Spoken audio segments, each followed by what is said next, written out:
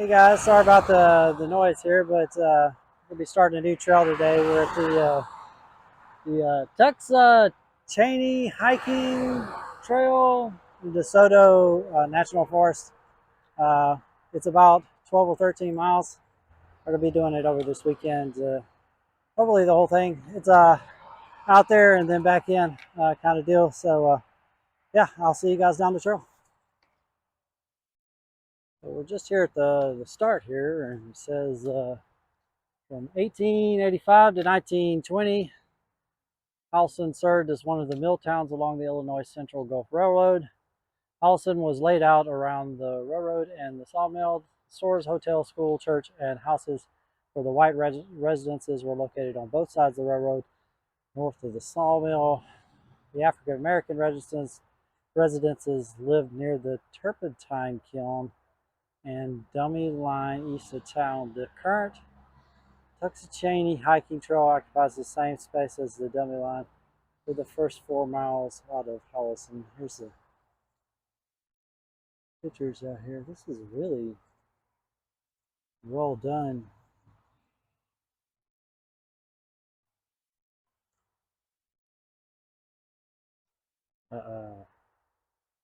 Yeah, this is really nice quality, whatever you call it. I am just drawing a blank sign. Really nice sign for whatever reason. Yeah, so this is just the start of the trail here. As you can see, it's here at the beginning. It seems to be well trodden. There's you probably didn't see it out there, but the parking lot has 3 or 4 people out here. So this seems to be this trail seems to be a lot busier than the Black Creek Trail. And like I said, this is kind of an out there and then back.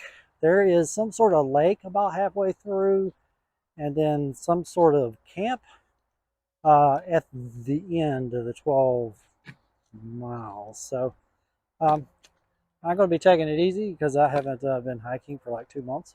I think the last time I was out was Black Creek. So the last time you guys saw me, that was the last time I hiked. So I'm gonna be taking it easy. It's what is it, October 25th or something like that. So it's nice and cool out here. It is. In fact, what temperature is it? It's 76 degrees, and that's a high of 76. So it's pretty nice. I think it's a low of 46 over this weekend, especially in lows in the 50s and highs maybe low 80s. So should be pretty nice. Might be seeing a little bit of rain. Oh, we got another sign here. In 1996 and 97, the U.S. Forest Service had archaeological excavation projects to recover artifacts from the turpentine kiln area in the African American residence area. African Americans lived in 1 or 2 room wooden houses as families. They worked as lumberjacks, but most worked within the turpentine industry. Interesting. There's a plant north here in Hattiesburg where I live. Oh, nasty little lake there. Uh, there was, I'm drawing a blank on it already. Started with an H. What's the deal with my brain today? Anyway, they would get these huge deliveries of stumps. My dad talked about it. These deliveries of stumps, pine stumps, that they would take to Hercules. Yeah, it was a Hercules plant, and all my life I'd heard about Hercules or whatever because of the plant. I thought it was just kind of a local plant thing, but apparently I later learned that Hercules is like this big wartime manufacturer of munitions and stuff like that. So this was the same Hercules that owned that plant was the same company that was the munitions manufacturer. I saw a CCP Gray video where he visited an abandoned munitions testing facility that Hercules had. So anyway, that was the first thing that turned me. That was that was when I heard like Hercules. Is that the same company that has the? And sure enough, yeah, it was. The companies were one and the same, and that's where I found out that Hercules was a munitions manufacturer. You know, it's like a big company like I don't know, was it like Boeing or whatever, or McDonnell Douglas or Raytheon, all of these big defense contractors. That was basically what Hercules was back in the day. But yeah, let's see here. Oh, these signs are like pretty frequent. African American men would scrape the bark from the pine trees during the winter and spring in order to prepare the trees for recovering sap in the summer. Women and children often collected the sap in ceramic and metal cups. The collected sap was brought to the kiln and cooked down.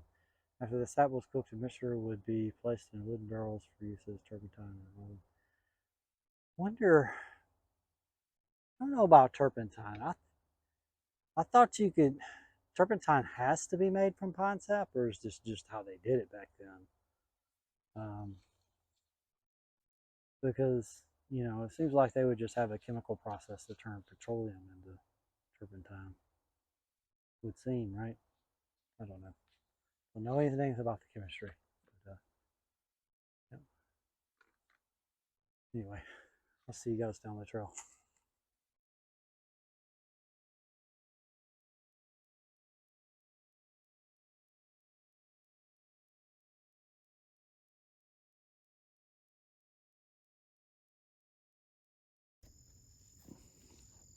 It's got the same crosshatch pavers here, stone, concrete, whatever pavers here that we saw on Black Creek Trail, and that's about 20, 30 minutes north of here. When I first planned on coming out here, I got my sister to bring me out here, and shoot, let me turn on the mic. Well, hopefully that's not too bad. The yeah, Black Creek Trail is about 20, 30 miles north here, or minutes, or something like that. Going on down 49, but I got my sister to bring me out here, and I didn't immediately realize that it was going to be an hour away from home. And we were going to have to drive all the way out here, and of course she was going to have to drive me all the way back. So I got to do something special for my sister to thank her for bringing me out here. But and if you're watching, thank you, and hopefully by the time you see this, something special will have arrived your way. But yeah, it's interesting. I see the well, I mean, I suppose it's still the National Forest is administrating this trail, which is basically the same thing as this trail. So similar techniques. The boardwalks look very similar. Those pavers were similar. I was doing a little more reading on Black Creek. Apparently there was supposed to be like a 200 something long mile proposed National Forest Trail or something like that, going through Mississippi at the very least. Yeah, like 200 miles. And well, they got the only portion that they eventually got done was the Black Creek Trail. I assume this would have connected up at some point, but I don't know that. But I was reading, it was like 200 and something miles trail that they were planning. And the only thing that they really got done was the Black Creek Trail. And of course, most of the Black Creek Trail is closed right now because it's being unmaintained, which we found out last time on the last video. So yeah, this one's pretty good. It seems to be fairly active. Like I said, it feels like half a dozen cars out out the road. People, I guess, day hiking or running or biking or whatnot. But, yeah. Interesting. But all this is just kind of, I had a time lapse. I don't know how the time lapse works. See, it's an annoying thing. I'm still learning like how to use the camera on the iPhone and everything. And apparently you can't just do time lapse and say like every 3 seconds take a picture and that's your time lapse, or every 5 seconds or whatever. You can't just do that. You just press time lapse record and it just like automatically figures out what the spacing should be. Like how does it know if you want a long video or a short video? If you want it really sped up, or do you want it sort of sped up but longer, you know? I don't understand this supposed feature. But we did it for a few minutes. I have done it before in previous video for me, like setting up camp and stuff. It works okay. It's a little fast, a little faster than I would like. So I got to really figure out what the timing is for these time lapse. What's a good one to use is like, because you know, I'm not gonna be just jabbing my jaw the whole time. I want to have like a little bit of filler in between me talking and me walking on down the trail. And of course you guys don't want to hear me just, I don't know. I guess you could just listen to me breathe and chomp around with these sticks and be a little bit of an ambient experience. I suppose we could try that, right? But, yeah, this is all like pine forest, as you can see. I saw on All Trails, it was pictured, and this must be the section that I saw where everything had been burned out. Apparently they did I don't know if it was a forest fire or a controlled burn, but apparently it has grown up. I do see one. Yeah, I do see some indications that some of these trees have been burned, but if it was a forest fire, but or at least a bush fire. It seems to be pretty well grown up now. But yeah, this is all really, you know, hard packed ground. Clearly, this has been logged many times.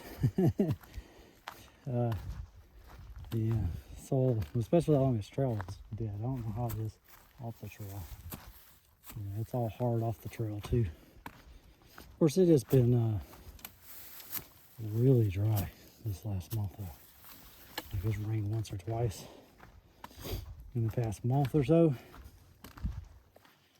Which I don't know. Maybe if you live off west, that's not unusual, but for Mississippi to go more than a week without a significant rainfall is kind of odd.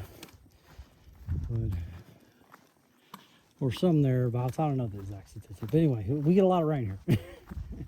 That's all I'm saying. It's been noticeably very little rain lately.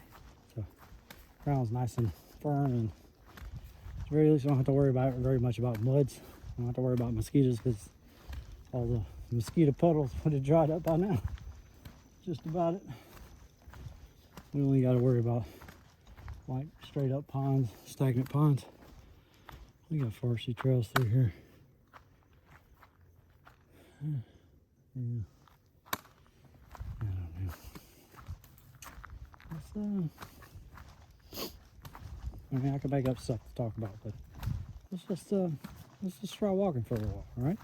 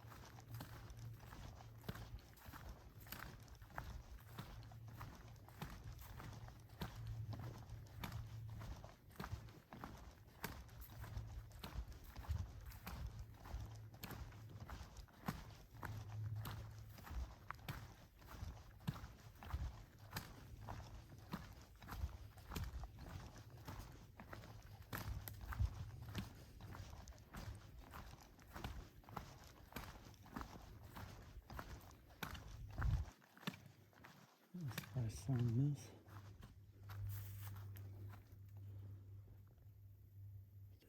F4322.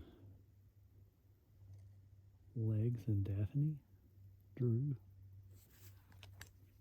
Fetus Philip.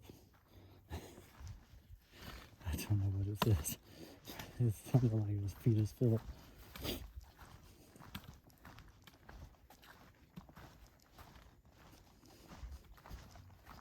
Yeah, I think you don't need to worry about where the trail is with this trail, at least so far. And no freaking banana spiders. No golden orb weavers. Every 5 feet, I've seen one spider and it was way up high. Because so many people come through here, they're always cleared out at the very least. Plus, it's it's cooler now. Insects are down off. I was just saying to my sister on the way down here that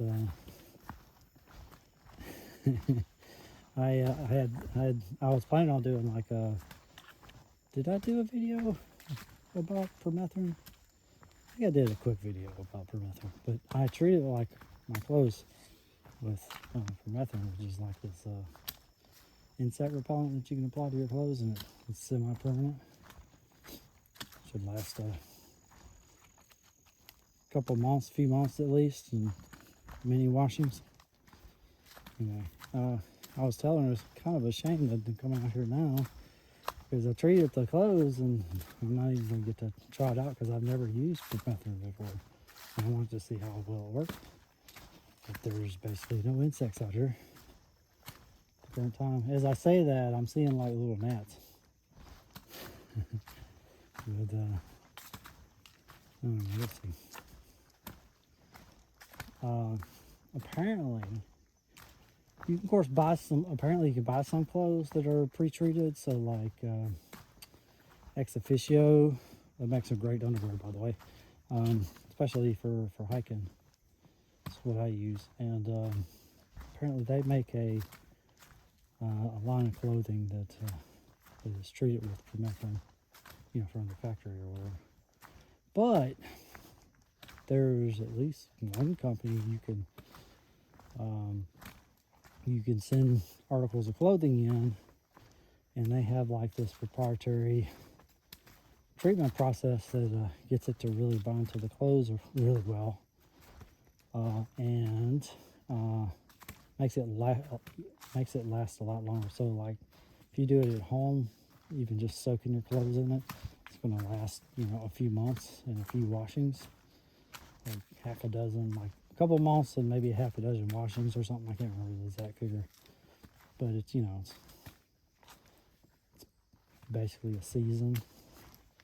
Anyway, this company, apparently you can get a treatment from them and it lasts like 50 washings or something like that. I don't know how accurate that statement is, but it's kind of neat if if that does work. Get that done. I might get some of that done eventually. But no rush right now. There's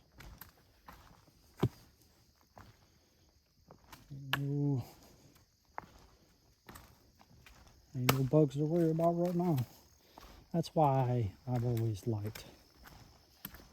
Summer camping's all right. Most people camp. I guess it's in other parts of the United States it's not as hot and muggy and all the time. So a lot more people camp in the summer, but I've always liked camping more in the fall, in the spring, and even in the winter, because our winters, we're lucky if we get down to freezing at night. It's unusual. Lows would probably be 40s or 50s most of the time. Not that big of a deal. Like I've never had to have like super high quality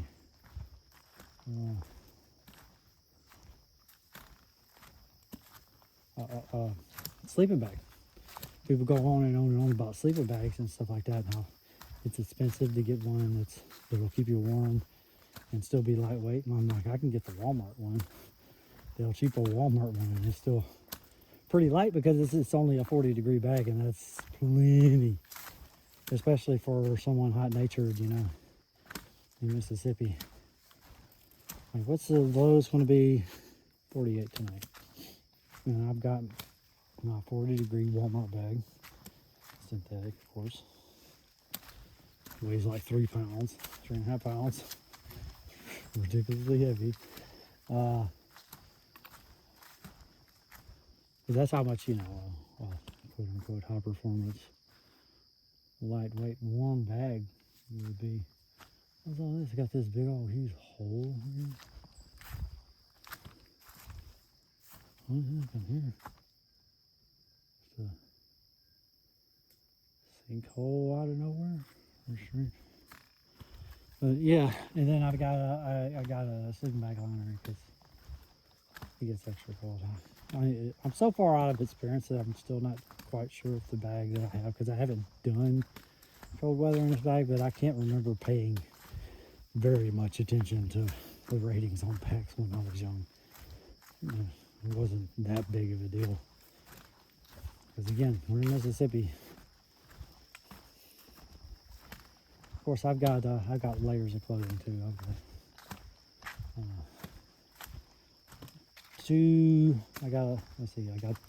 I got a sun coat, which I'm not really going to need, but I keep it just because it's a lightweight extra layer in case I just need it for hiking. And then I have a puffy coat, which is a proper down puffy coat. The Cathlon one makes a puffy coat that's really inexpensive, and I bought that one. This will be the first time I ever used a puffy coat, assuming it gets cold enough to need it. Well, I take it back. I have used it once in the house. I was getting a little chilly, and I was like, let's see how warm this coat is. It's nice and warm, nice and toasty. There's a bridge here. It's probably a nice campsite. I haven't been paying any attention to. Okay, so now I see a little bit of mosquitoes, which makes sense. Near the water. Hasn't dried up here yet. But so I got the puffy coat, and I've got some base layer, some Nike Cool Gear or something, you know, basically thermal underwear, sport synthetic thermal underwear, basically. You can see all the football players wearing that in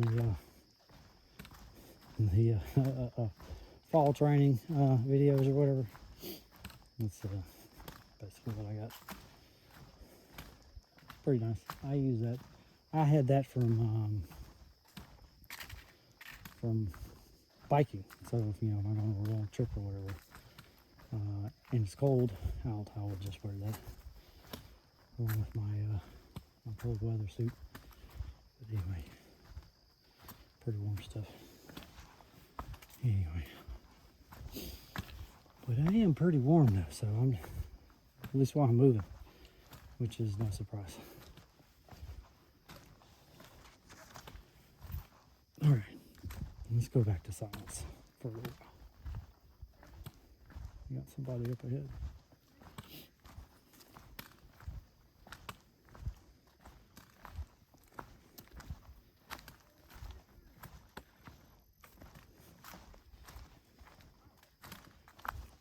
Hey there, Poochie.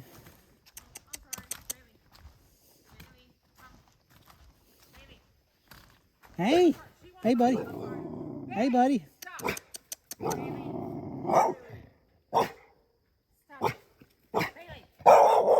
sorry. Shoot. I'm so sorry. Stop. I know she's just doing her thing. She doesn't like hats. Yes. Well, I'll take the hat off then. Hats and face masks and stuff, it freaks her out. I'm like, you're such a weirdo. She does the same thing to my dad every time he comes over to the house. When he puts his hat on, she loses her mind. Okay. Yeah, I know how dogs are. It's fine.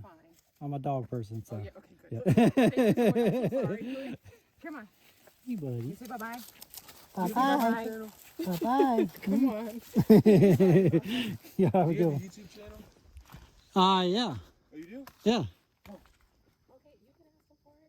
You know what your YouTube channel is? Yeah, Yeah. I'm sure he does know what it is. Yeah, it's Confusing Bits. Hold on, here, hold this. It's not many. It's a small channel. I don't think mine is gonna save it. Is it? Well, you're not gonna be able to look it up out here, are you? Just write down the name. Alright, what is it? Confusing Bits. Confusing Bits. Mhm. BITS. Yes. Okay. Alright, thank you. Yeah, no problem. Thank you so much. Thank you. Y'all have a good day.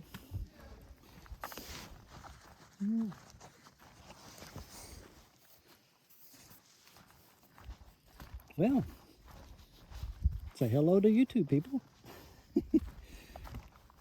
You should see soon this video in the next week or two. Alright.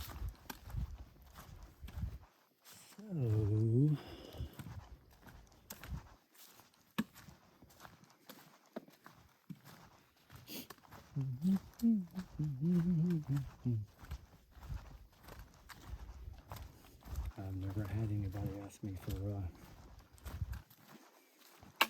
that I didn't know asked me if I had a YouTube video. I guess I saw the camera on myself.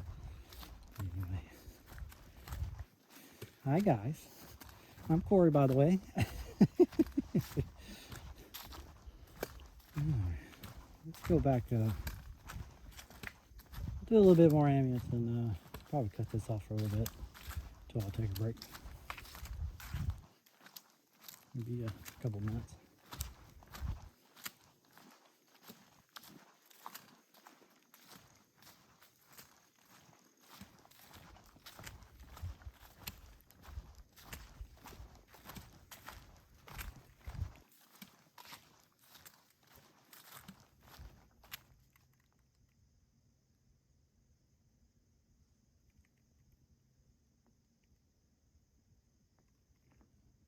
Barely hear the highway. That's when things get nice. At first,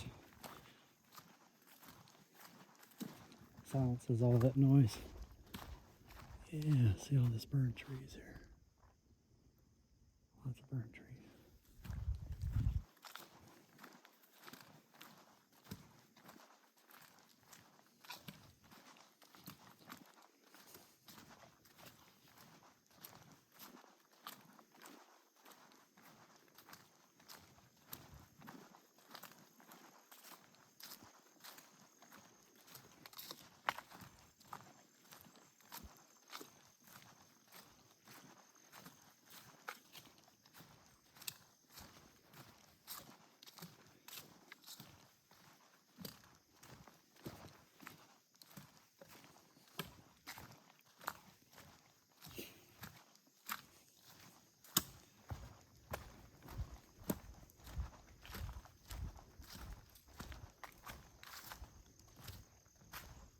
It's a ravine here.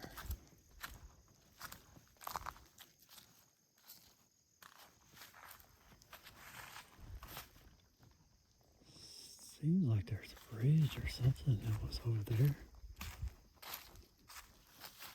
It's like, or is that just cypress stumps? It's hard to tell. I'm gonna wash. I'm just washing that stuff around. See that cut tree right there? There's no rest of it. So how did it get there? It had to have, I suppose, washed its way down there from somewhere else, floated its way. Maybe it's this big tree up here.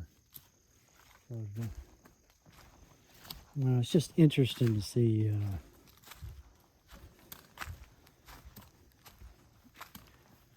think of things as being so permanent, right? At least I do. Because you see it every day and it's always the same, but things were very drastically different before your time, right? Even just a couple of decades before your time or whatever.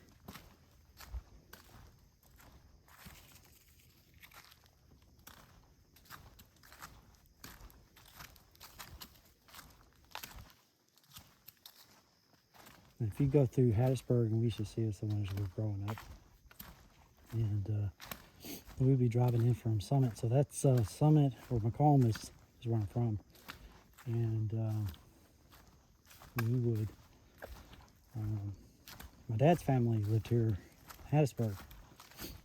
And so every Christmas and Thanksgiving at the very least, we would be making a trip over to Hattiesburg for the family Christmas and Thanksgiving in Thompson. Thanksgiving and Christmas.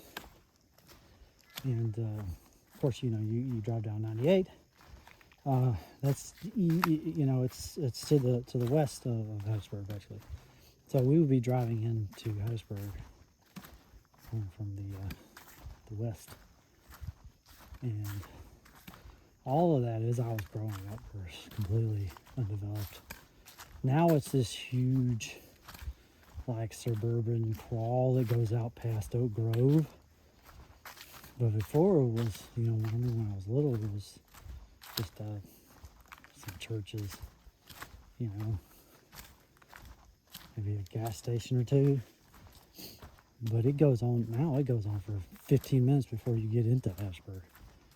It seems like, and that's just happened in my lifetime. That's only 40 years.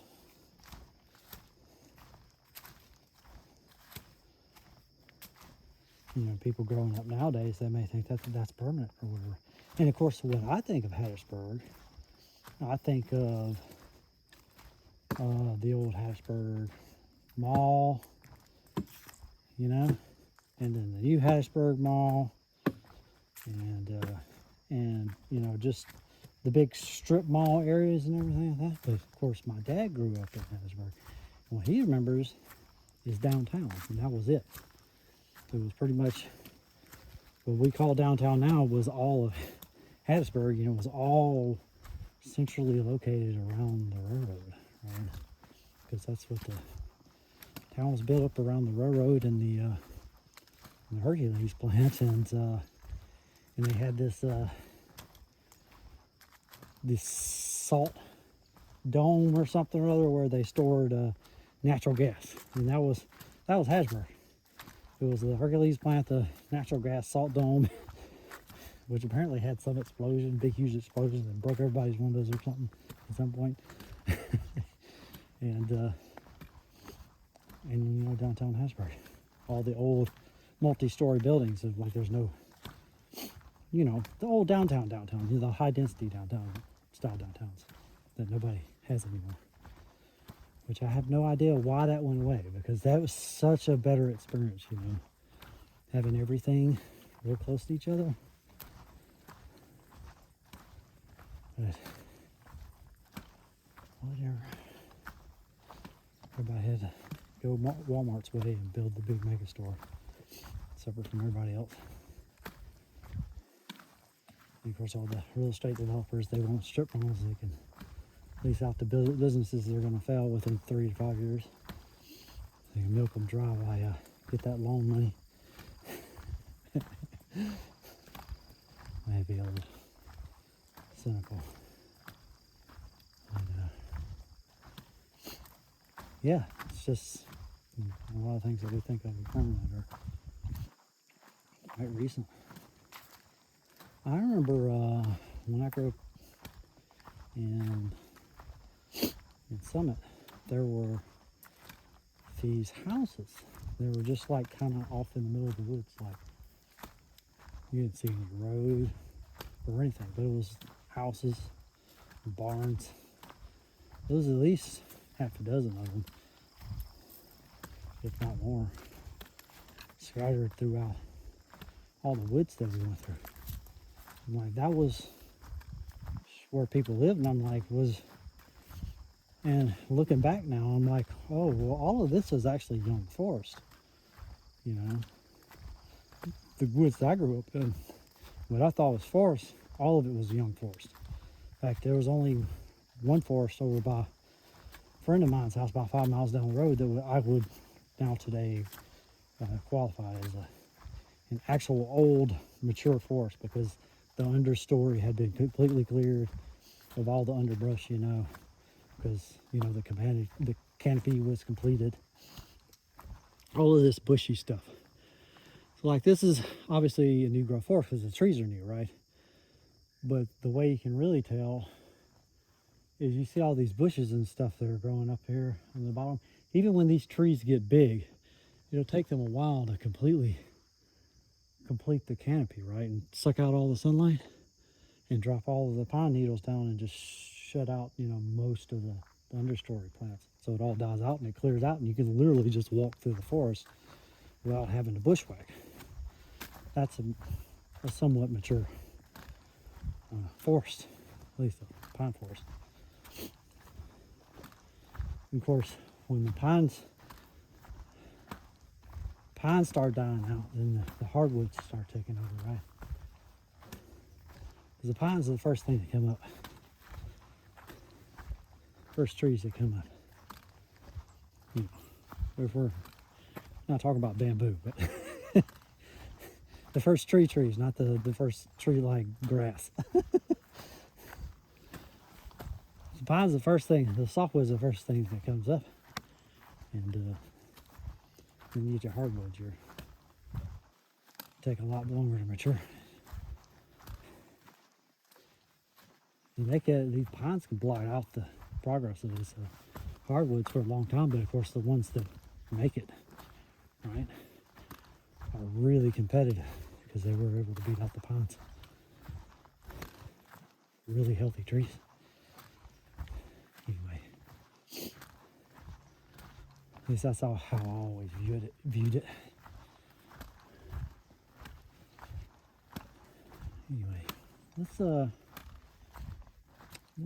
stop the video for now, and maybe I'll catch you up the next break or the next time I feel like we need another chat. See you down the trail.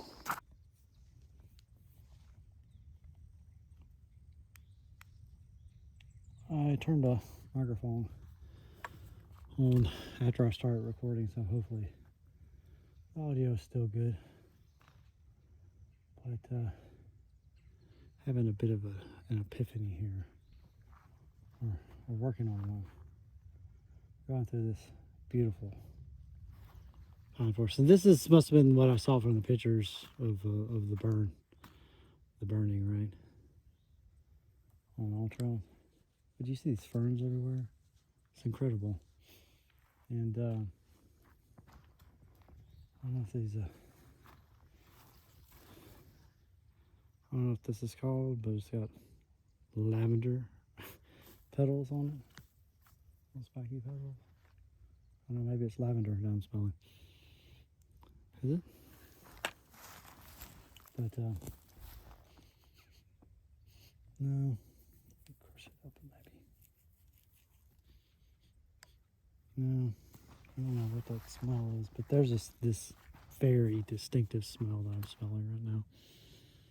It's sweet. And the only association that I really have for it is it smells like Southern California. Like every time I go back to California, I think of going to boot camp. Every time I go back there, I'm like, oh yeah, okay. That's that smell. I smell it again. I smell it as soon as I step out. As soon as I step out the plane, you step outside the airport and get the fresh air. I smell it. And if there's like where I was staying in what was it, Silicon Valley, last time I was there, there was like this little trail where people walked or whatever, and super strong there, and I don't know what the smell is, but every time I smell it I start thinking of that, and I'm pretty sure this is the same scent. And it got me wondering, like, is this the smell?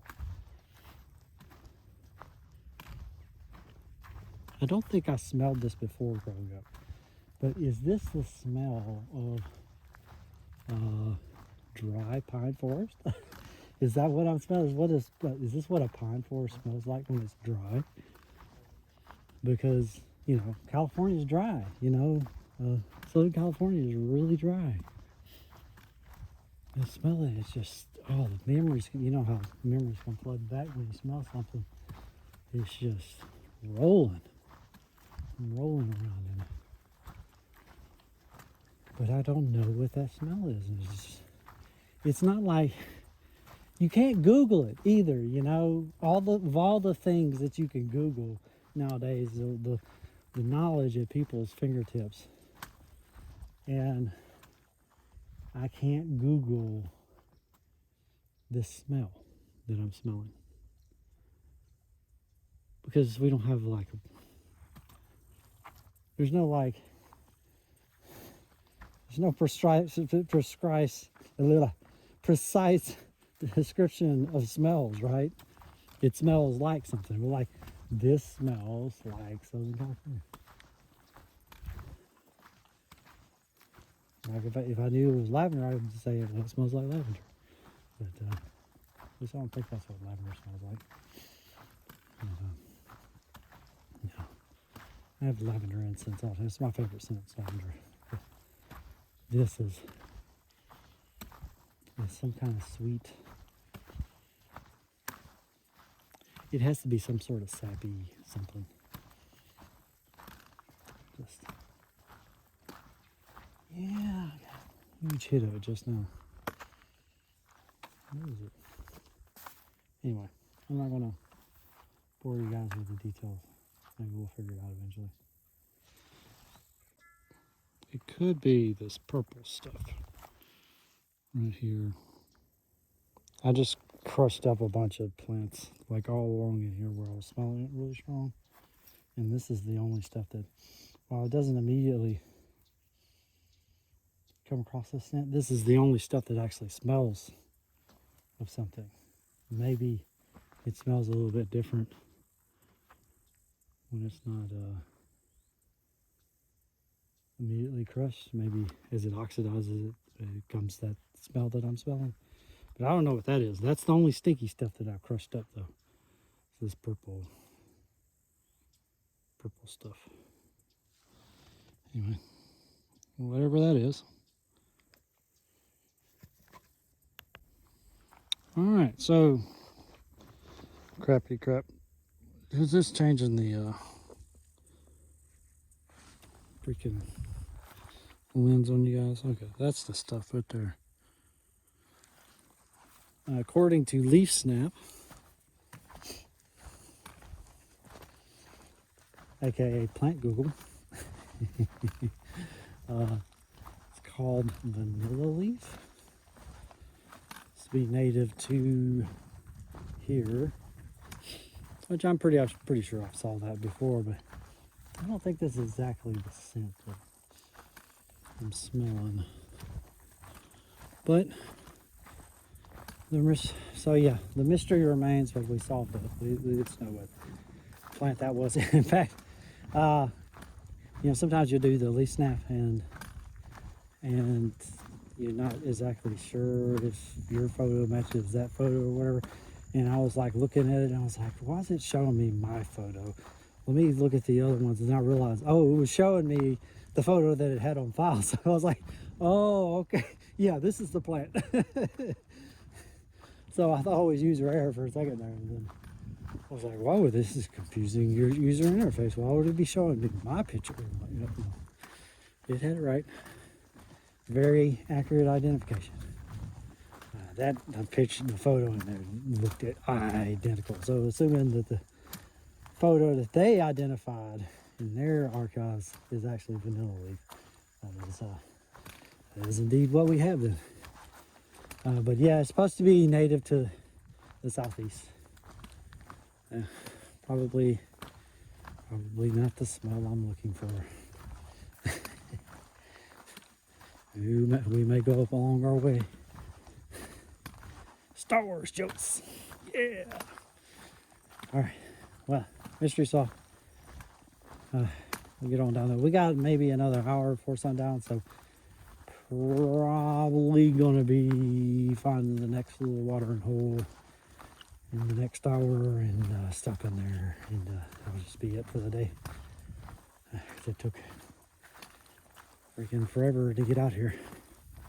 I didn't realize it was an hour away. Anyway, yeah. All right, so I will see you guys in a little bit. All right, here we go again. Turn on the mic. Yeah. So this stuff, right? I hope it's in focus. Please be in focus. See my messed up hand. Yeah, that's supposed to be goldenrod. It's incredibly fragrant. I was stopping. I once again smelled it again, and I was like, "Well, here's new," you know. Then I didn't check before, and I don't know. It was very pungent, but I'm still not certain if that's the smell that I don't think that's the smell, but it was incredibly fragrant. So I looked it up, and yeah, it's goldenrod. Apparently grows in coastal areas, and of course flowers right about now. Yeah, sweet goldenrod, I think it was what it was called. But anyway, the mystery continues, and as we were literally stopping to smell the flowers, guys. This is the height of relaxation right here. All right, I'll see you guys down the trail.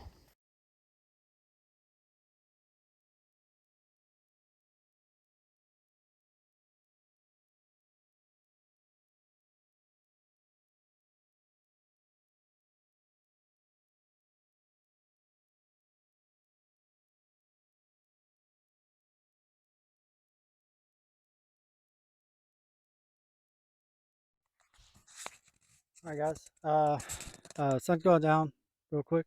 What is this? Oh, I saw this red bag. I thought that was somebody standing behind me. I'm like, it's Blair Witch. Anyway, ooh, spooky time. It's October, late October. So anyway, hey, you don't know how much that I was like, what is this? A guy in a red shirt? What's he doing? Just standing there watching me like a nincompoop? uh, that's my food bag. Uh, yeah.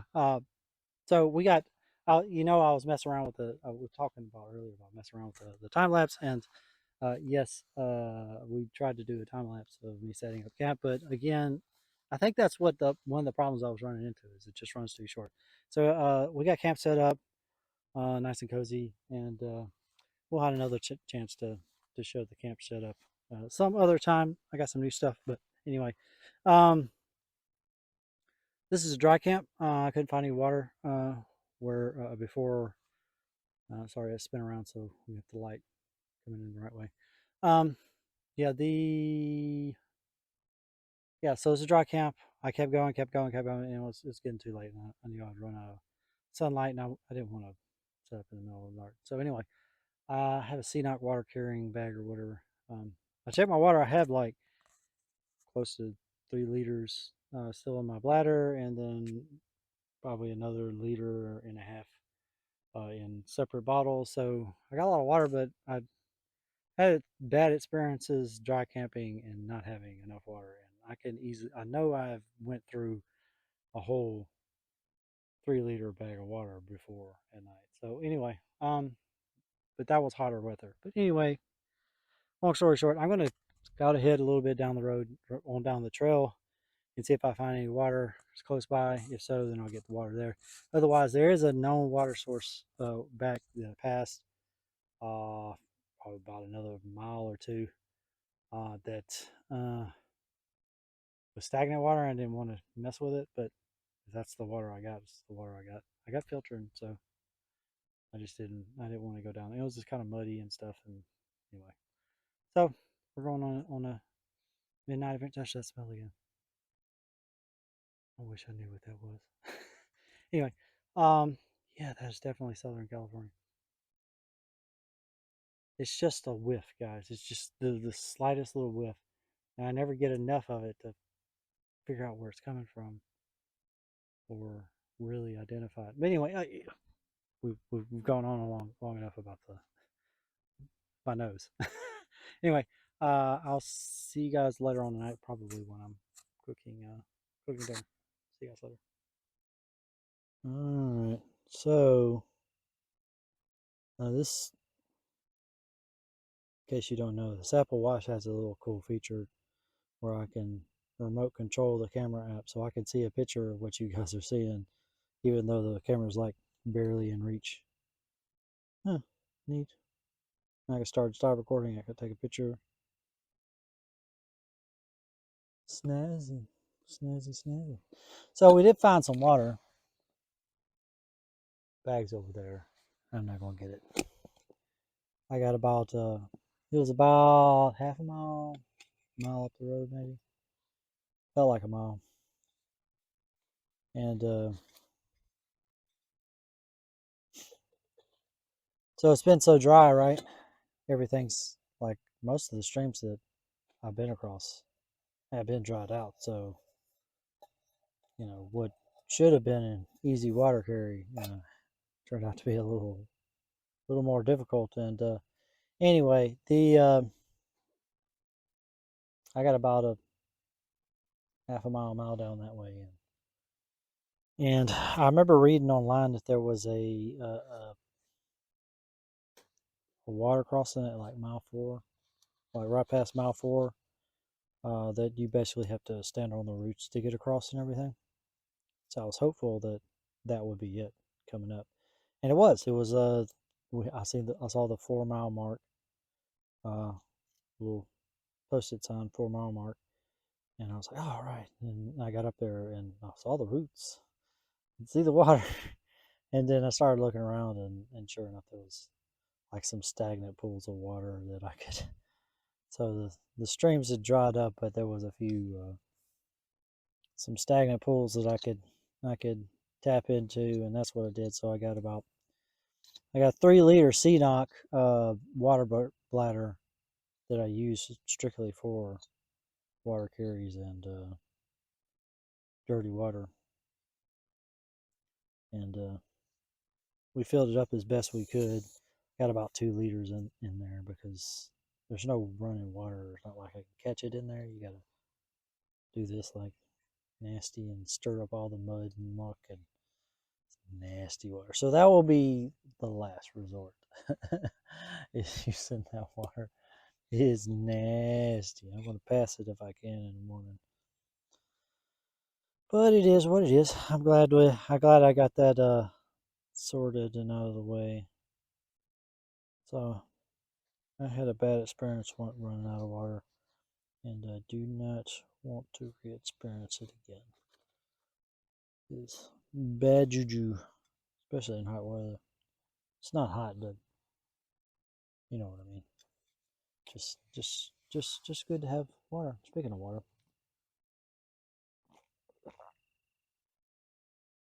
I don't drink near enough water when I'm hiking. I don't eat enough. I don't drink enough. I just like when I'm going, like all other biological functions except for putting one foot in front of the other kind of goes out the door for me. I have some jerky here, and I have some more of these Next Mile meals. And this is Italian style beef marinara or beef tacos. And we got beef. I left one of the other things and it was beef as well, and another chicken. But I'd had the chicken last time I were out, and that chicken was so dry. The dehydrated chicken. Let's go to Italian style beef marinara.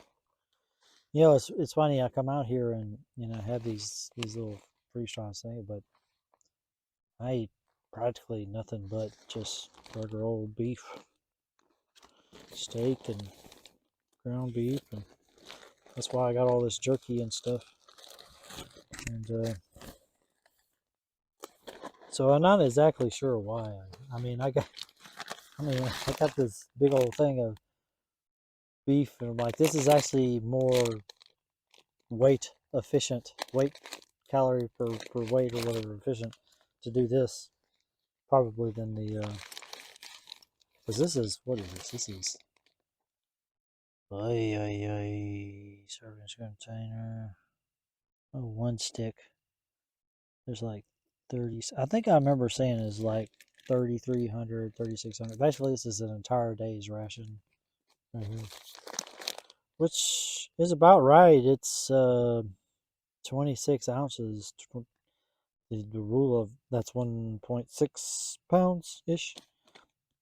The rule of thumb for food that's not as dense as this is 2 pounds of food per day. So if I was out here for 2 days, that's all I need is 2 of those things, and that's it.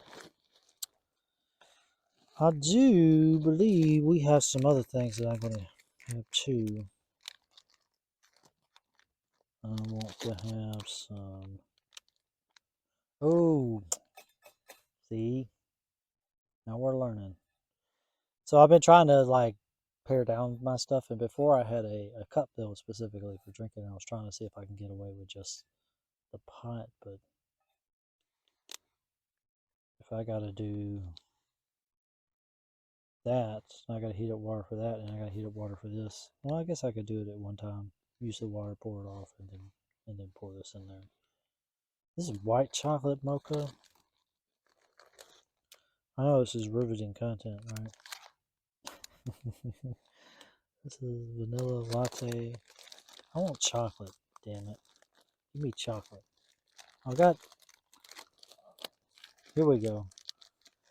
I got pumpkin spice, Swiss Miss pumpkin spice. I think I bought some hot chocolate. They gave me Swiss Miss pumpkin chocolate. But I want, you know what? Let's go for it.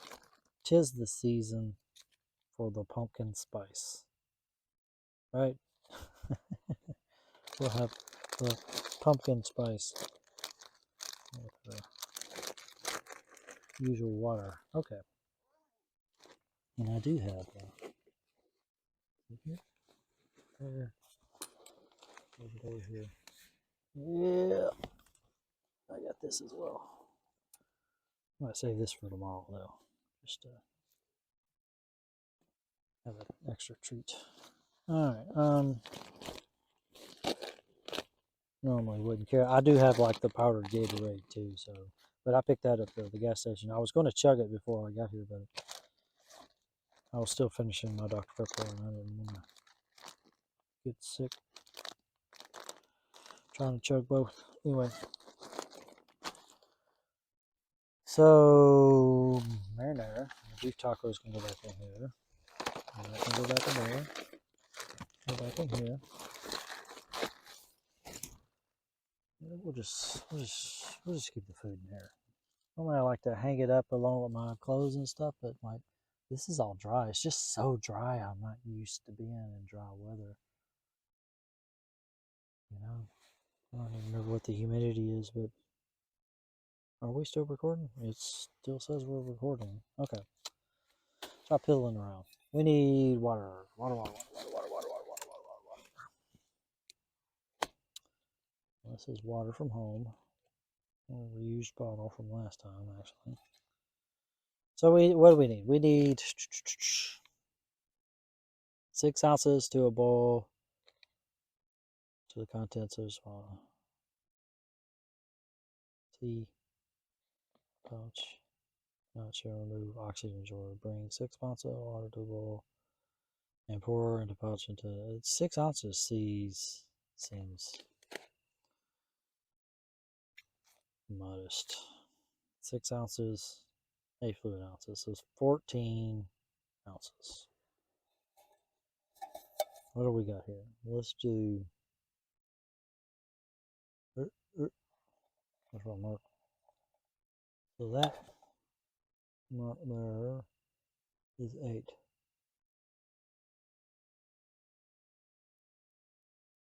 I think we will. Yes. So it needs to go to 8. Yeah. 8, 12, halfway, 16. Yes. Now we learn how to math. Got to be precise here. We'll run everything.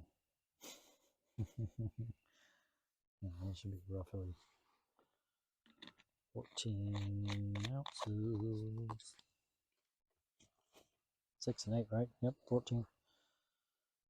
All right, let's get this a little more scooched right. All right.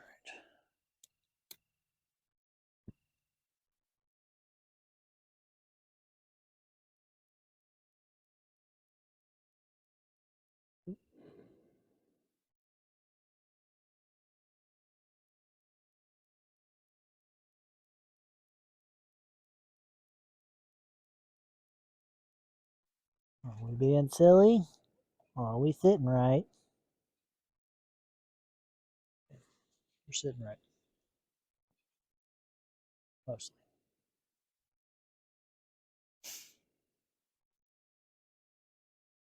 So all that time jibber jabbering, I could have just been eating water.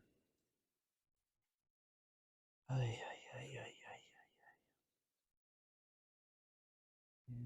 Everything's gotta go back on the cooking deck so we don't lose it.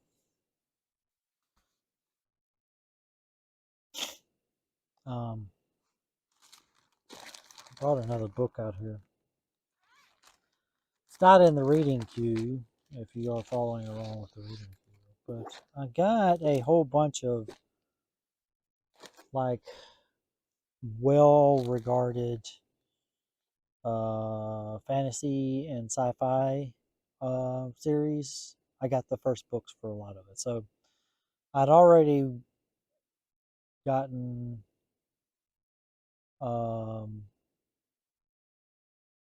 I've already read the first book of like R.A. Salvatore, which is a fantasy author and D&D person. He has this series of books based on a character called Dritz. Anyway, I had the first novel of a trilogy for that.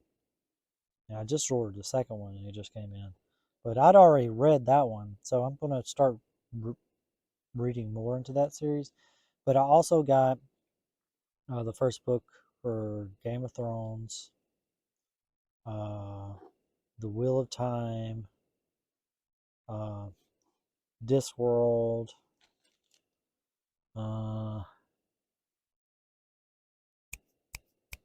what's the other one? The Expanse, and some other thing. I think it was like 3 fantasy and 2 science fiction or something like that. I'm normally like a sci-fi, and I have a ton of Star Wars. And by sci-fi, I mean sci-fi fantasy because it's all Star Wars for the most part. I used to read a ton of Star Wars stuff. But anyway, this is the first in the Discworld series by Terry Pratchett. I needed a smaller book. I was going to bring like the current book I'm on, which is Restoration Agriculture, out, but it was too big. It was too big of a book to be lugging around out here. And this looked like a small enough book that it is actually conceivable that I might actually finish the book out here. So it's like less than 300 pages. It's like 250, less than 250 pages. Decent print. It's a nice little book too. This is like a collection, the Unseen University collection or something like that. So it's a special collection, re-release collection or something. Anyway, first one of the book. I've heard Discworld is at least an interesting story. I can't remember exactly what it is, but I've heard a lot about Discworld, and so we're gonna try it. I've heard that there's like a ton of books in here, so um, in one hand, I'm kind of hoping that I like it, I don't waste my time. But at the same time, like if I like it, then I'm getting sucked into a very long series. Just like if I get into this Legend of Drizzt and Forgotten Realms D&D books, then I think there's like hundreds of books in that. Not just Drizzt, but hundreds of books based on the Forgotten Realms. So it's like I could have a new book every day, you know.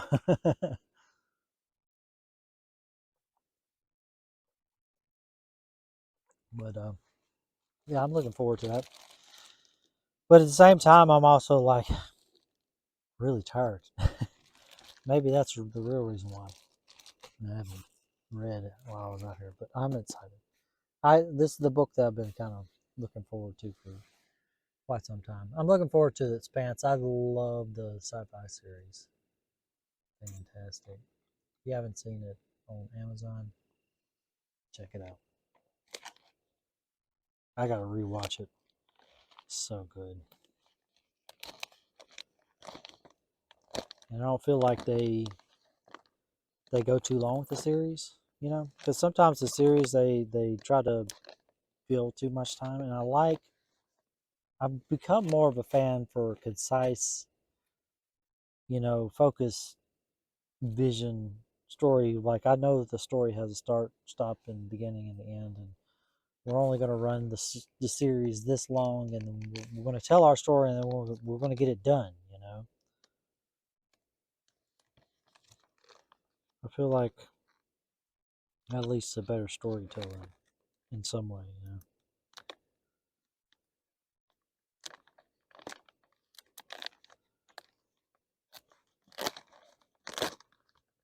it's when these series just keep going, going, going, going. I know I've said this like a bajillion times, so I may have actually said this before here on a camping video, but anyway, I'm saying it again because it's true.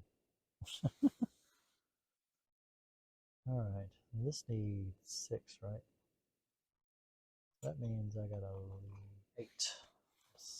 We're almost there.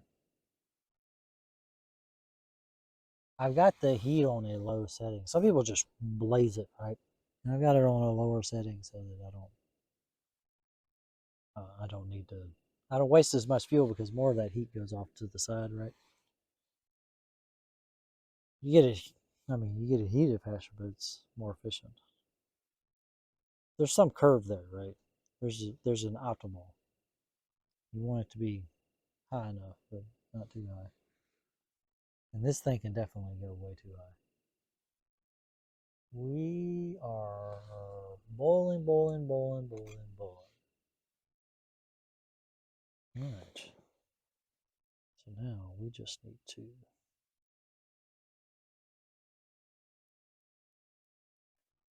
put that there.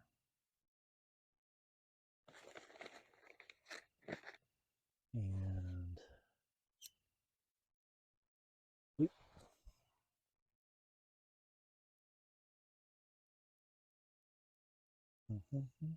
actually look, look, look.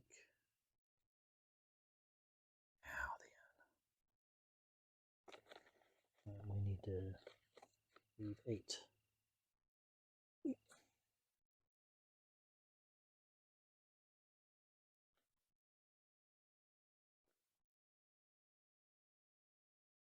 I think it's 8. That was 8. It's 12. The last one is 8.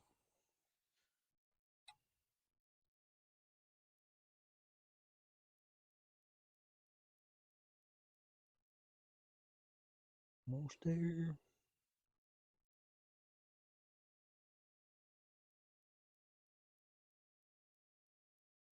We'll call that 8. Alright, so we gotta stir this up real good. Ooh, man. This does smell good, I'll give it that. Is that cheese? They have cheese in here?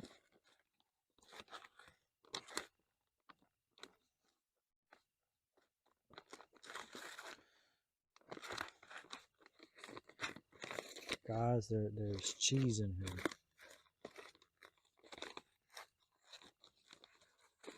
And it's turning all stringy and gooey and this big old huge ball of blah. This seriously smells. This smells fantastic, yo. Stuff's stuck. All right, I'm done mixing. I'm about to let go. Mr. Cheese.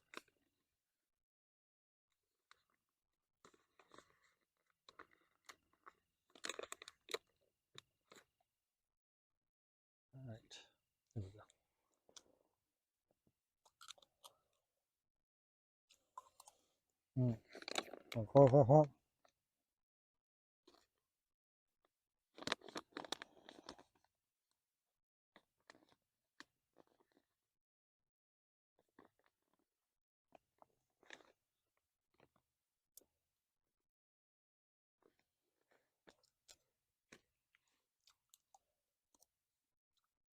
Cheese, guys.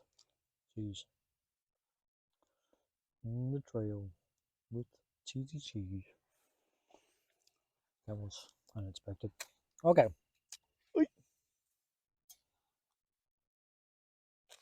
Pumpkin spice.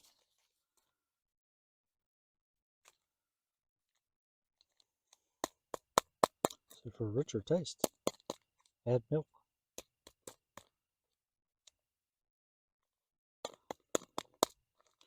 Well, I didn't bring my gallon of milk out here, unfortunately.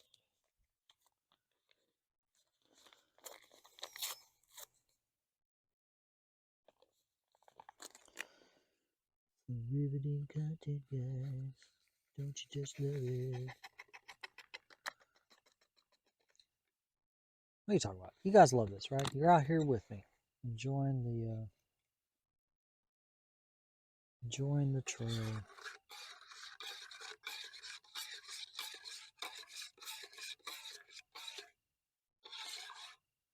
I haven't had pumpkin spice in years. Everybody goes nuts over pumpkin spice season, but I mean, it's all right, right? I don't hate pumpkin spice, but I don't understand the frenzy, and I don't understand the hate. I just mostly just don't partake. But this is pumpkin spice. Hot chocolate.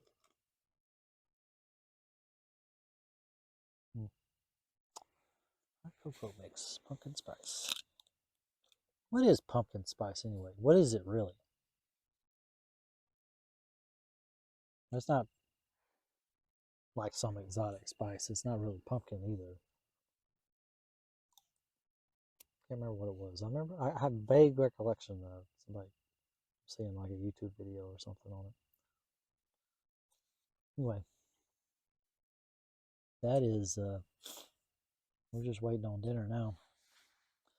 Sure, you guys don't want to sit around and watch me eat, but yep. How long is this video?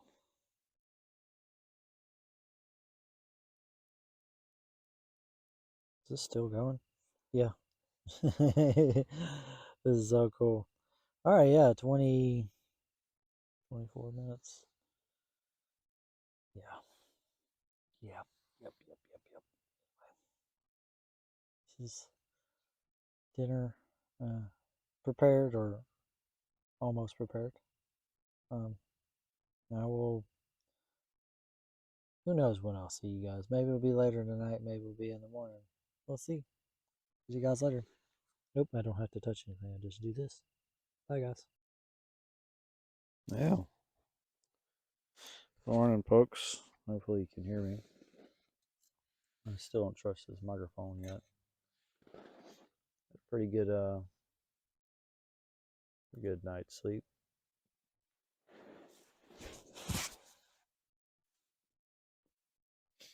It was around 7 before I finally got settled in for the night. And yeah, after getting everything cooked and everything like that, so it's pretty dark.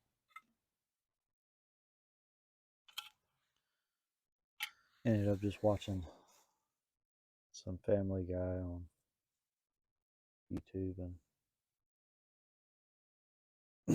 taking my antihistamines that the doc put me on for. I had like a poison ivy outbreak, and my skin's been going crazy ever since. We've done rounds of steroids and the antihistamines, but I don't know. Hopefully they'll work. But anyway, that knocked me out. I'm like, if I need to go to sleep, I have Benadryl on hand specifically for that. So this other apparently more souped up antihistamine is just the same. Puts me right sleep. Actually, it doesn't make me quite as drowsy as Benadryl, but it's still pretty powerful. All right, we need to make coffee. Yeah, I brought soups, and then I got to thinking about it. I was like, well, I'm not gonna be able to eat anything. But get the soup.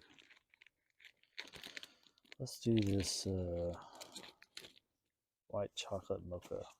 Why not? Starbucks brand. We need Mr. Starbucks brand. 8 fluid ounces of hot water. We'll just go with coffee this morning. Maybe a little bit of beef jerky.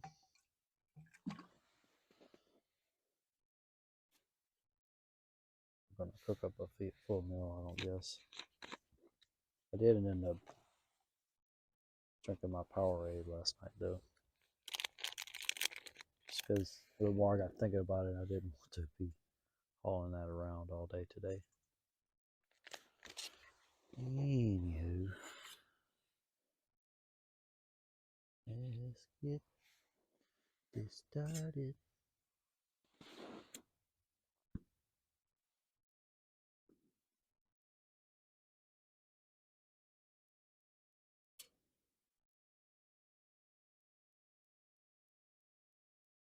Alright, you be silly. You're gonna be good.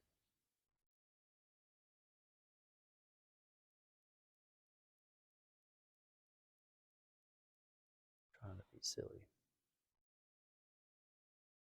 Don't want you to be silly. I want you to be good little.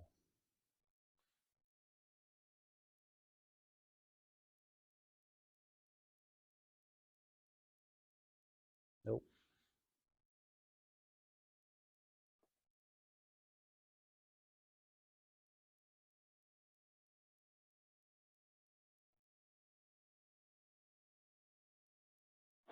Alright, there we go. Yeah, we need you to be a good little cooking burner. Stay where we place you. Alright, that'll take a few minutes. Yeah. So I got the Next Mile Meals. That's good. But there was also another paleo brand that I got I got paleo brand because like when I'm not doing my all week diet, I'm doing something like a keto paleo thing.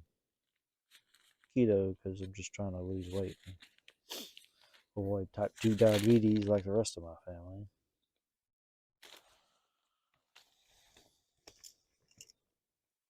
Yeah, I got two. One of them Savoy beef stew. Ooh, probably not going to see it because I got it on wide angle so you could see more of the camp setup this time. But these are wild Zora and their soups. So Apparently, Wild Zora also makes uh,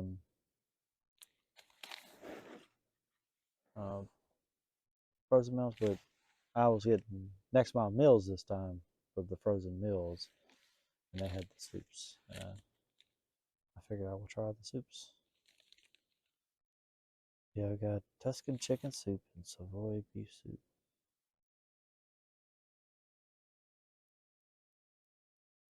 Mm. Mm. Next time I remember to, probably not gonna have these while I'm here. Maybe for lunch. Maybe this will be lunch. That's all you gotta do is heat up water, and it's instantly ready. Maybe that'll be lunch. Agenda. It did rain this morning. See the we can't see the rain on the Gatewood Cape, but woke up this morning.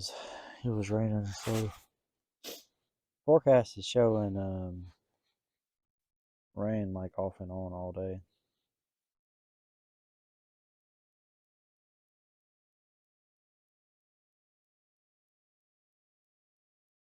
We got weather. It says 30 starting to be a 30% chance of rain around 11. And I'm assuming since that's only hours away, it's fairly accurate. And then pretty much 50% chance of rain. So scattered storms throughout the rest of the day into all the way up till 6 at the very least. That seems like that's what it's saying. It's going to be a rainy day. Well, luckily the trail is pretty clear, unlike the last bit of bushwhacking. I wouldn't have been able to go anywhere um, if this was the bushwhack section of, or even a lot of the regular sections of Black Creek Trail, because it's so overgrown and everything, and you can't go through dense brush with. This is it's my tent. It's also my water, also my rain gear, right? Oh, I didn't even realize I left my hat up here, so it worked though. I didn't get wet. But so I've always got to be. That's a little bit of a hitch. I did do save weight, but I gotta be careful where I go. Like I can't go through any rough areas wearing the cape, or I risk ripping my rain gear and my uh, shelter. So, but I think this trail is clear enough, at least so far, that I can continue this way. I'm hoping I could make it at least to the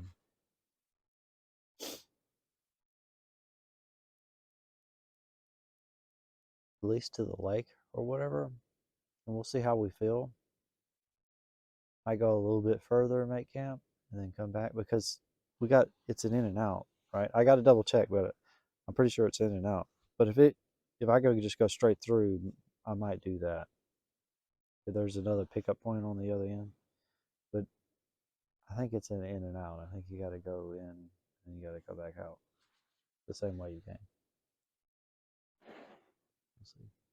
All right, I got a bull. Bulling's always overkill. I forget. I got the little thing that'll.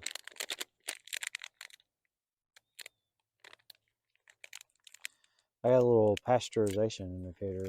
I did a video on it a while back, and honestly, should be sufficient for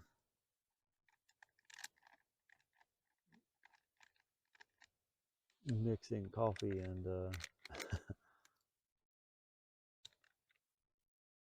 and freeze-dried mills. I don't know about freeze-dried mills. They probably need all the heat they can get to make that little bit of water work. It's coffee in the one at the very least.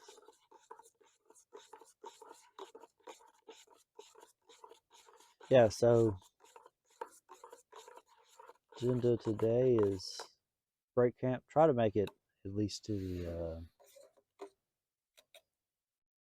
the lake or pond or whatever it is that people are talking about. Um, Probably gonna be lunch at least by then, and then we'll see. We went about 3 miles in so far, so we're not too terribly far in. I constantly overestimate how far I can go when I haven't been out in a while.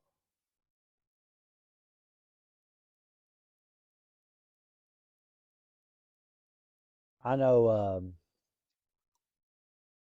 I did the long leaf trace my very first time out, but that's like literally a paved walking path, right? And I was going like 2.5 miles an hour.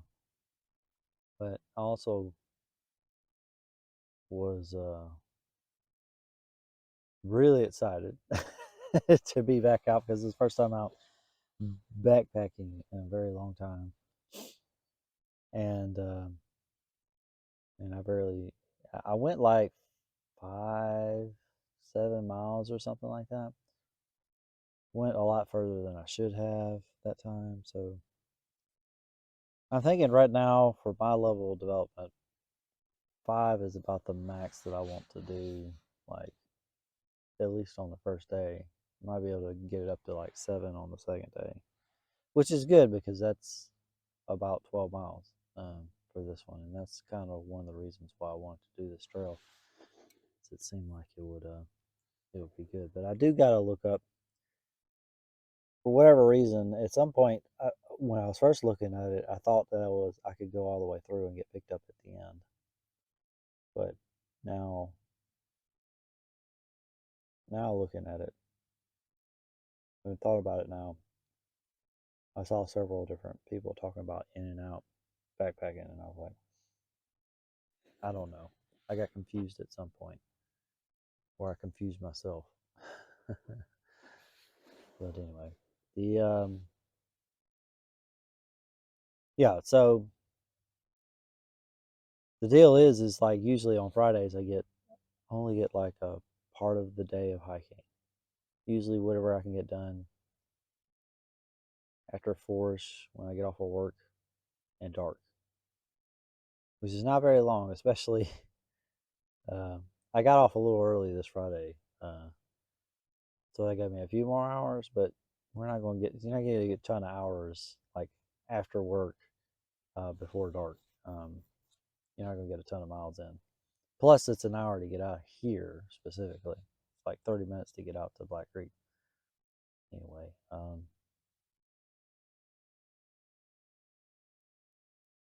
so yeah, you only get like a part of a day coming in, and then I get a full day on Saturday, obviously, and then a part of the day uh, on Sunday because I don't want to be hiking all day Sunday. I want to be coming out within a few hours. I want to be coming off the trail because I got to get prepared for Monday, right? I can't spend all day out on trail on Sunday. Yeah, plus usually by Sunday I'm getting a little pooped and I'm ready to get off the trail.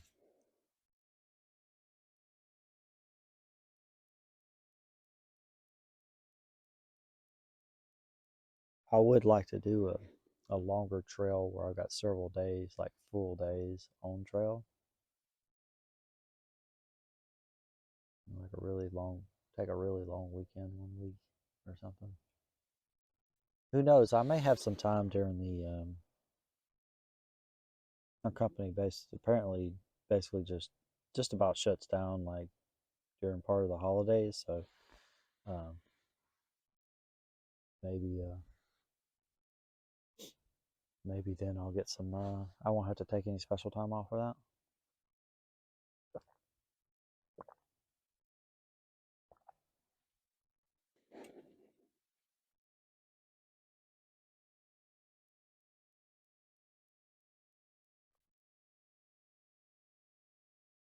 But yeah, it'd be good to have an extra day, couple of days, 2 or 3 full days on a trail, just to get some more experience with that. How I feel with that, we're gauging how I feel.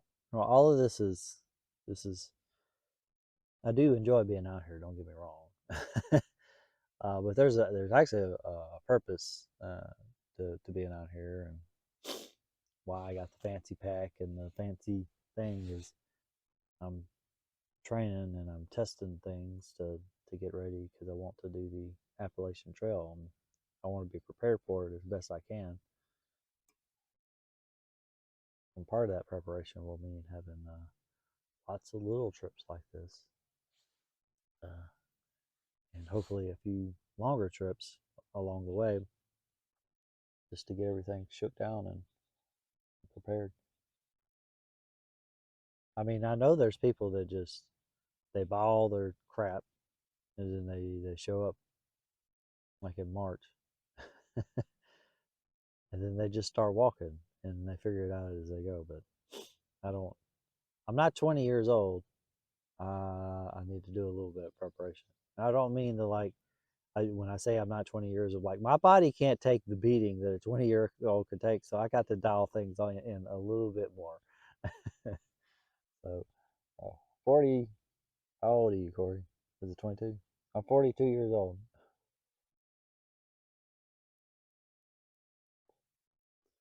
Can't just wake up and go. We gotta think and plan about these things. All right. Well, I'm babbling. You'll probably see me since the time lapse isn't gonna work.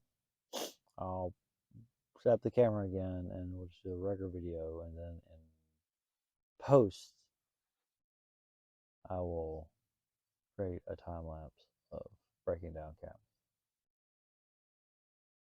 I think that's why I think that's how we got to do it, right? I think I had done that before. I'm not sure.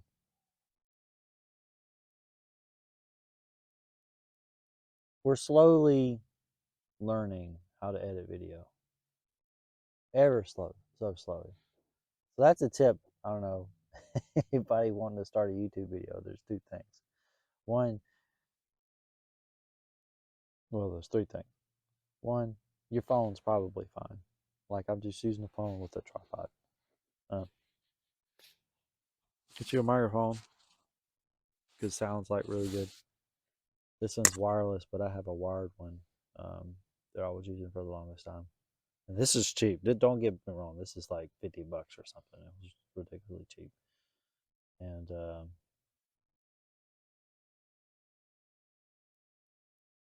yeah, and you don't have to learn all the editing skills. You can start with single take stuff and stitching stuff together from single takes, and that's what I do. That's what I try to do. I want to spend as little time editing as possible. But anyway, let's stop this one, and we'll be breaking down camp and heading out on the road pretty soon. All right, I'll see you guys on the trail later. Well, it's 9 a.m. We got the camp set up.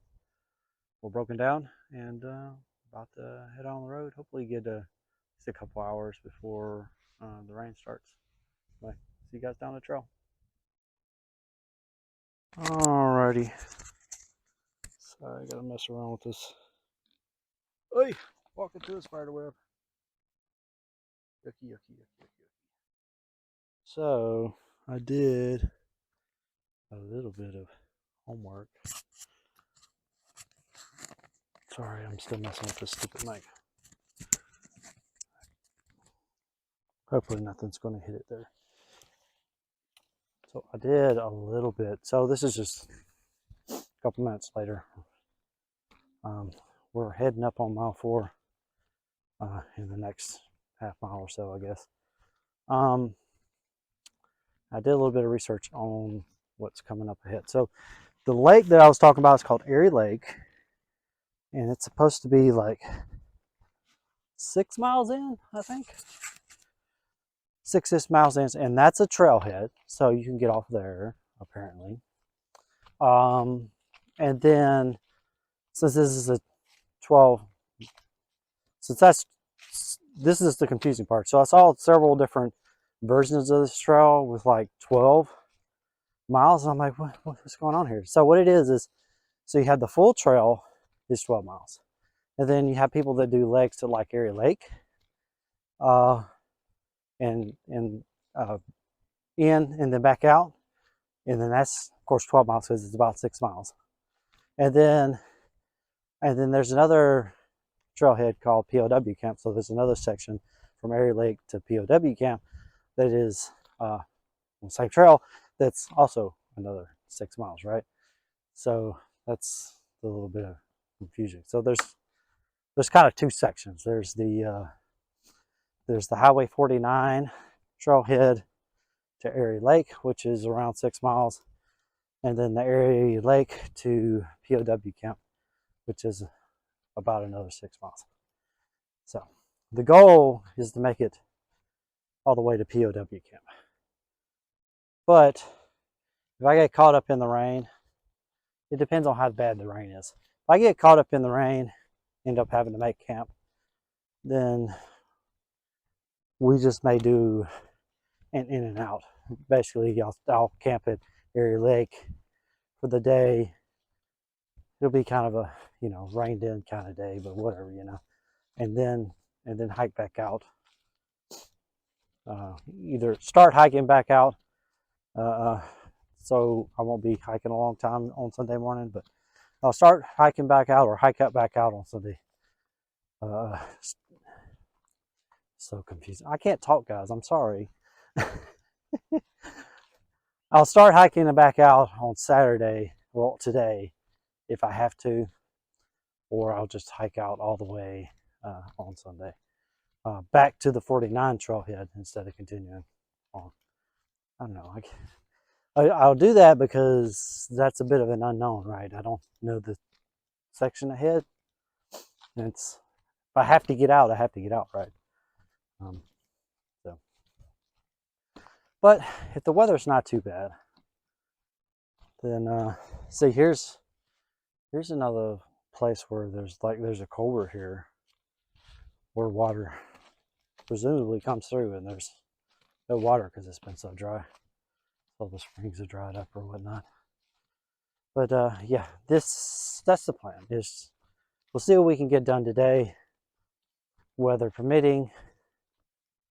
And I have no qualms about hiking in the rain. That's something I'm going to have to do on the Appalachian Trail. You can't take a break every time it rains. So we'll see how miserable it is. If I'm really miserable, I'm not out here to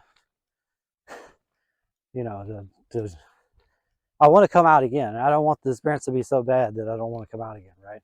So we'll see how it goes. Maybe the rain comes down and it gets too cold and I'm just not prepared for it. That's fine, it'll just be a learning process, and then we have to tweak our gear some more. But it's not too cold. It's like 72 or something like that right now. But the fact that the rain's coming in, and I know that the lows are like, in the 40s, I expect it to kind of cool down a bit after this rain front comes through. Yeah, this is the part of the trail that I had to come down to get the water. I don't know if you guys saw the mucky water in the time lapse. By the way, I did something different. So I have yep. Anyway, let's finish what you were talking about, Corey, and then we can talk about something else. Yeah, the mucky water was on down here, which I'll show you once we get there. But yeah, it looks even worse in the daylight, guys. I'm like, oh God, I had to drink this. Because I know it's going to be colored. You're going to the filter, it'll get out most of the bad, almost all of the bad stuff, but still, it's probably going to taste funky because it's going to have those tannins in it, probably. I mean, I know this filter works. I know people hike the Appalachian. I got a Sawyer water filter. I know people hike like the CDT. That's the Continental Divide Trail, and that's like huge. Really, it's the newest big trail. Pretty much the newest big, really big trail in the United States. So all the sections have not been completely developed yet. So there are a lot of sections where you're just walking through like cow pasture, right? And the only water source is the either the drinking troughs for the cows, right, or the cow ponds. There's like so that's where people get there, and they're using these Sawyer water filters or whatever. I mean, apparently there was a hiking movie with who's that girl? She played the vampire movie. Kristen Stewart. I think that's her name. And she did a movie, Into the Wild, one of my favorite movies as well, about some dude who dies out in the wilderness. But really good movie. And she played like some 14-year-old. This is the seedy part of the story. Is this dude is like college age, and he's kind of romancing this. Well, there is some implication or whatever that there's kind of some romance going on between this and this like 14-year-old girl or whatever. She clearly has a crush on him, and it's a little bit more ambiguous of like how he responded, at least from what I remember. But anyway, it's a little. I kind of wonder how much of that got cleaned up for the movie because I haven't watched. I mean, I haven't read the book. Apparently, it's based on the book of this dude who he basically quit. He got done. He got done with college or whatever, and he paid off like all his debts or whatever. And he got in his car, literally got in his car and just drove like out west, and wanted to like go out. And I guess some part of the wilderness out. I'm guessing some of the was it the government land or whatever, just pure, nothing out there. Anyway, he goes around a little while. He stops with a few people along the way. It's just a really good story. I really like this story. And eventually he finds his camp out in the wilderness. This old bus, it was a hunting camp. And anyway, he gets stranded out there over the winter or whatever. No. What was it? Yeah. So he came out there like in winter or something like that. And apparently crossed the stream bed. And then come spring, and he made it through the winter or whatnot. I think that's how it worked. He made it through the winter, and then come springtime, he went to go out, and when he was on his way out, there was a river that he crossed that I guess he didn't know about. That all the snow melt had created this huge river, and he couldn't get back home. He was trying to get out, and he couldn't get back home, and so he had this like survival book, and he misidentified some plant or whatever. I can't remember which plant it was that he was, he thought was edible, but anyway, it basically poisoned him, and he ended up dying for was it diarrhea, basically. Terrible way to go, but it's a really good story. So watch the movie Into the Wild. I need to get the book one day and read it, but anyway, Kristen Stewart was in it, and that was the first time I ever saw her in a movie, as far as I know. Then after that's what I knew her from, and then Twilight comes out, and then Kristen Stewart this, Kristen Stewart that, and I think I watched one or two of the vampires movies. I didn't read the books, but it was all right. I guess if you really like the books, you like the movies more. And my sisters did. My sister did. Twin sister. Anyway, a bad one. How did we get on the topic of Into the Wild? Oh, well, no, it wasn't Kristen Stewart that was in this hiking movie. It was oh my God, the the pink lawyer lady. What is her name?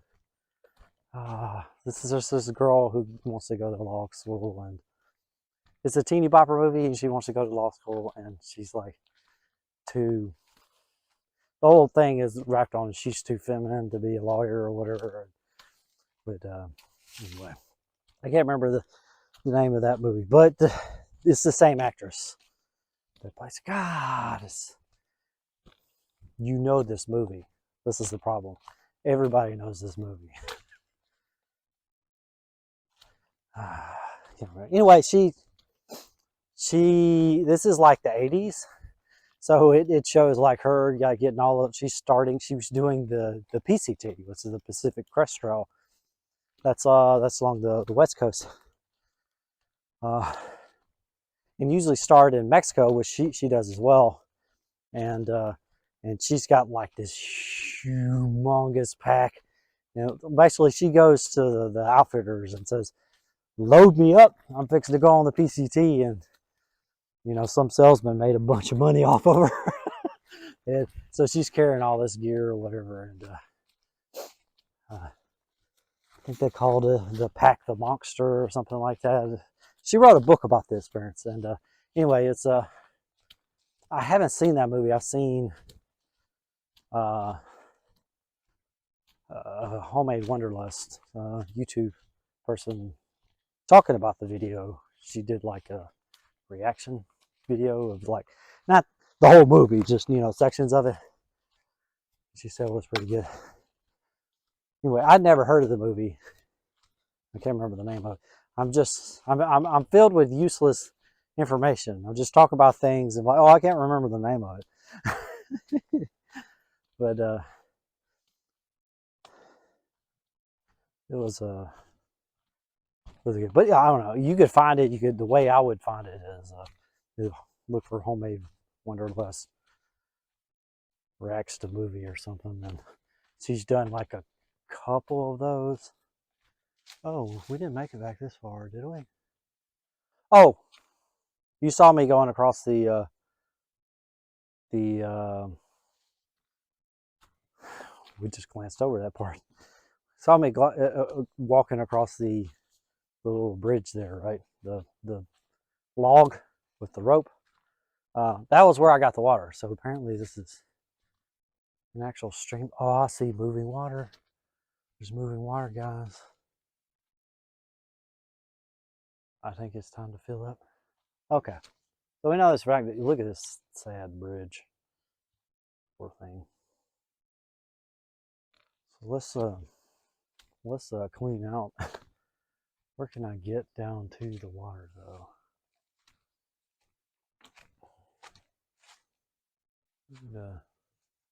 It's the best place to get down to it. Not causing too much of a ordeal. No real. Like if we were on that side, I could get down to that bank. I see a trail off here to the side. Maybe that's a trail to some water or something.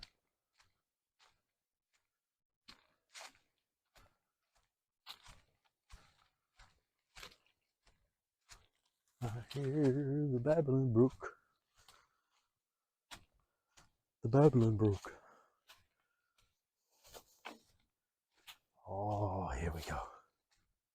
Just follow everybody else. Be fine. All right, good. All right, so yes.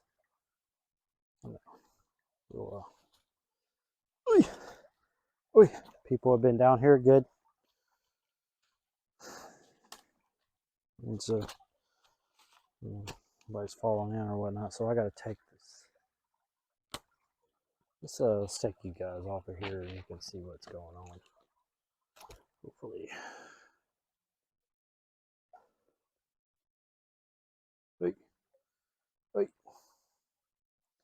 do I want? Should be good there, right?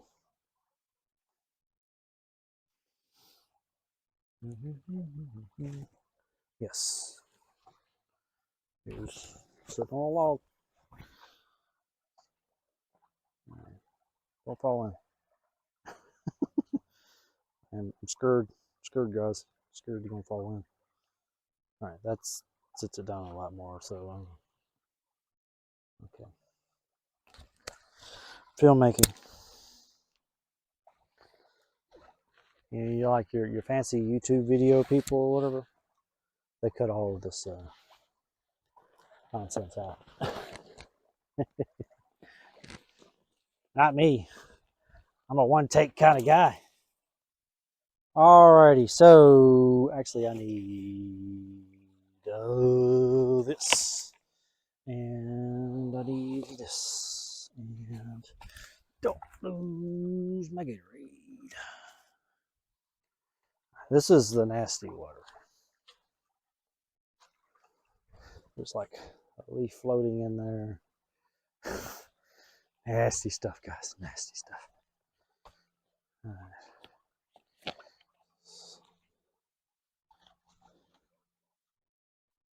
Okay. Good. Good. Good. Good. Good. Good. Good. Good. Good. Very happy.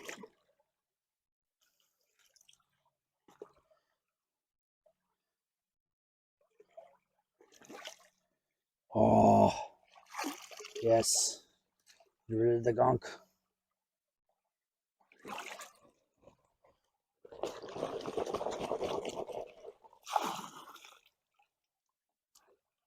Like it's already. I'm like screaming, but the microphone's right here, guys. I'm a dumbass. It's already gunked up the inside, like brown, sticky junk. Now you can tell there's a little bit of stuff in there. You see the foam, right? There's some proteins floating around.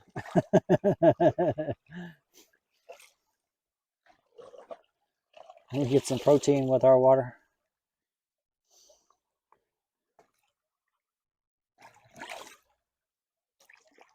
All right.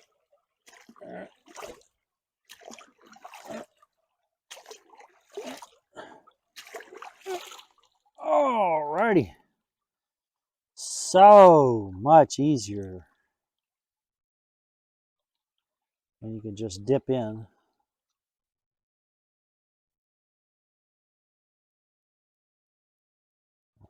Yep. Yep. Yep. Yep. Yep. Yep. Yep.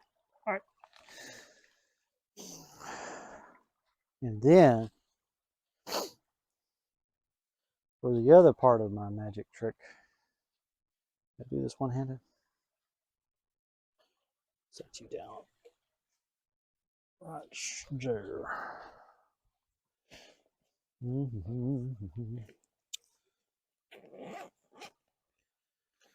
That's not my water treatment kit. This is my water treatment kit. You sit still. Thank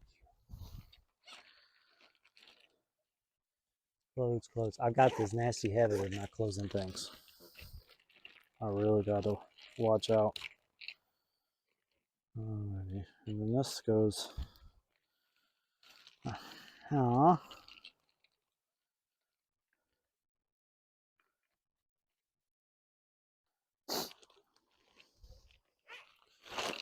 Just put this in my pocket. In my pocket. All right. So water bladder's in the thingy here. Yoink. Put that there.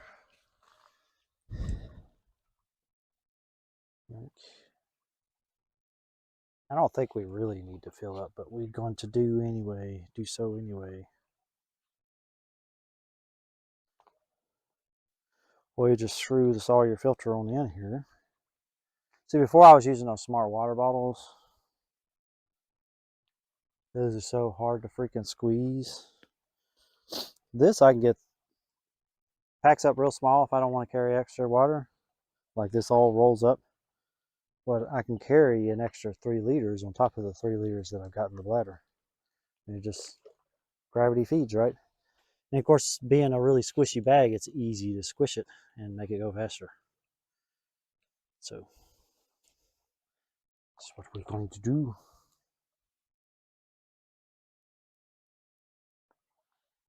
Then you probably only need like a liter at most. Probably like down to here. I really just wanted to clean this bag as soon as I got clean water. But you guys can see the water filtration process at least. When the bladder is empty, this is just like really fast. It's really on like the last liter you got to worry about.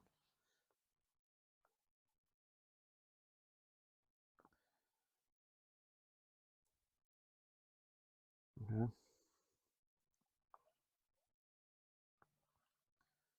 This doesn't seem like it's going any further, so let's just do that. Let you let go. Yep. Yep, it's got plenty in there. It's coming out that quick.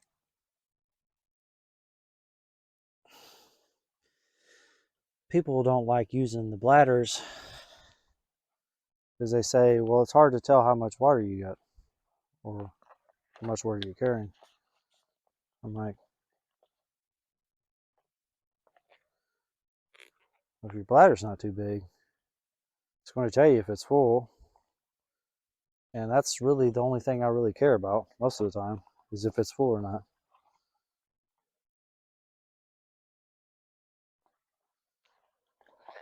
Because at every water source, unless it's only been like an hour, I'm going to be refilling because you never know when the next water source is. I don't know how people do it with just 2 1-liter smart water bottles. Like that would, only having a liter of water on you at a time.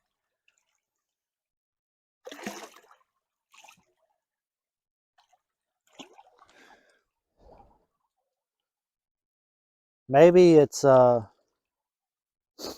PTSD for me from hiking in the hot Mississippi weather, but maybe it is completely fine on the Appalachian Trail. And so that's another thing. I'm on trails where the water locations are not marked, but you go to the AT, there's guidebooks that tell you where all the water locations and you're going to meet people on the trail like, hey, where's the next water drop? How good is it? You know, and that kind of information is going to be exchanged along the way, but is not really present in my situation. So you know,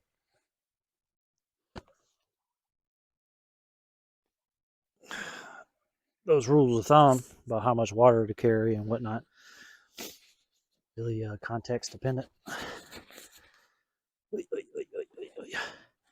I didn't realize I could do this. I was trying to hang it off the front of the bag, or I was wondering how I wanted to have it like on the top because you know it would have the weight up closer or whatever, more centered. But I needed a way to strap it. I thought this thing had like straps on it for some reason, but apparently not. Doesn't matter. We can squeeze it in here. It'll be just fine. Yeah, these are empty and empty, so yeah, I've got an extra 2 liters than what I had, so at the very least. Because these were full before this. Anyway, I don't know how many pounds I'm wearing. How many pounds of water I'm carrying.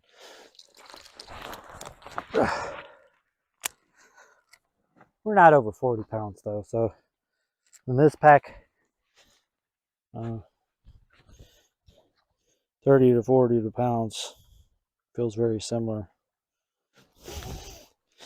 Honestly, it's just how full it is matters more to how it carries than, at least in my limited experience with it so far. Like when I was in that summer kit, like the last time I came in, this pack was barely full with anything. It was kind of shifting around a lot more on me. Seems more stable this time. By the way, we started the hike. I weighed before I left the house. I bought the Gatorade and stuff along the way, so there's extra weight there, but it's 32 pounds. That's what I'm saying. I should have put this back up, but whatever. This goes in here. We'll have another water stop along the way today anyway. Doesn't matter. I'll put it in a zipper pocket so we don't lose it.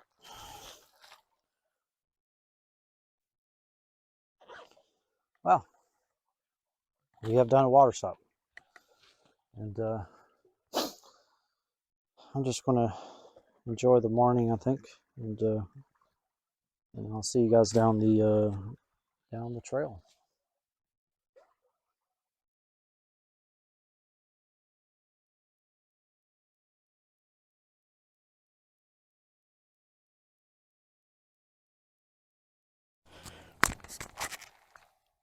Can't see the microphone, Corey. It is on, Corey.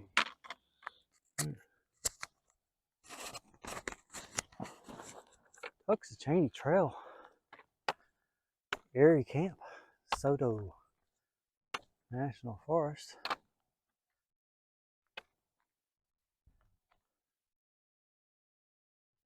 U.S. Department of Agriculture and Forestry Service.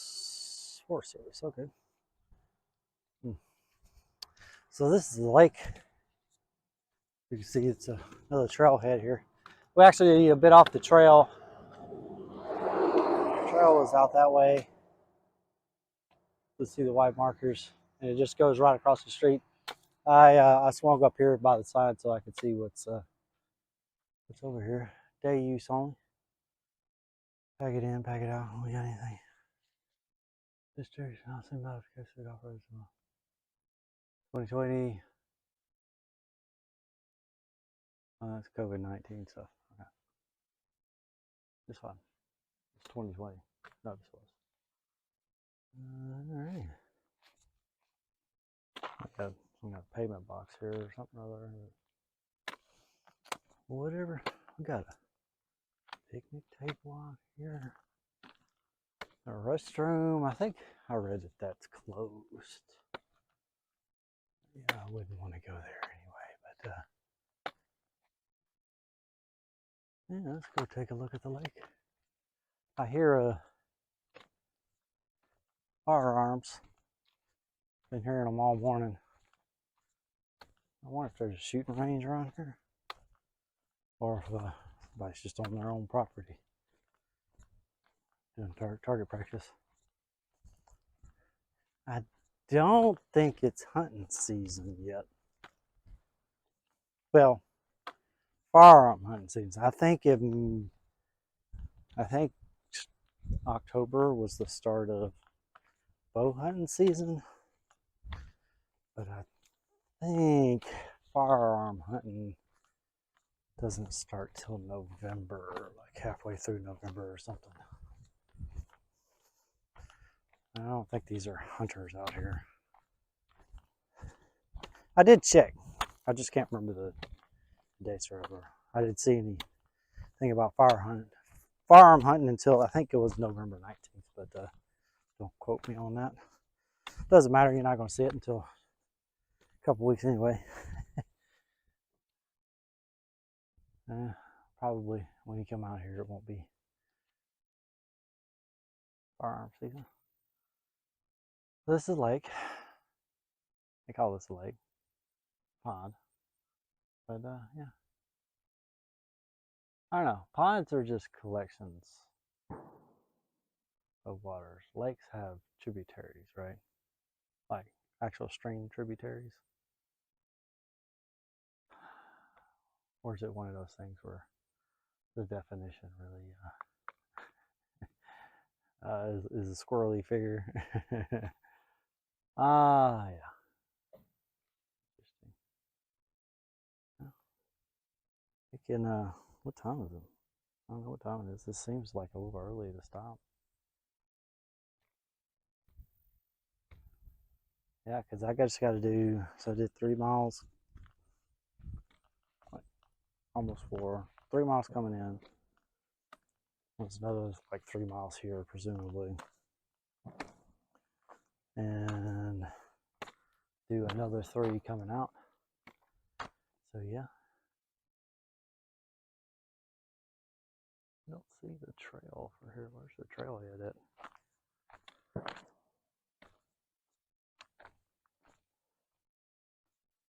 It's over here. It's coming out from over there. I think people are barbecuing or something over there. I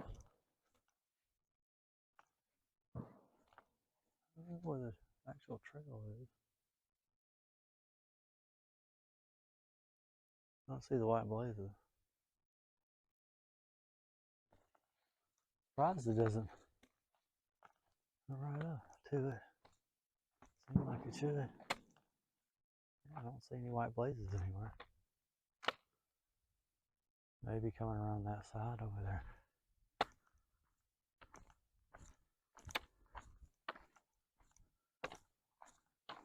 I'll see.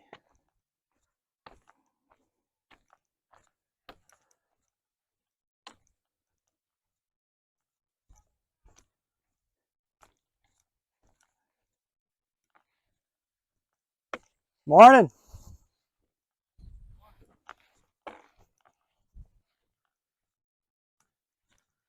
Hopefully then just blow your eardrums out, guys.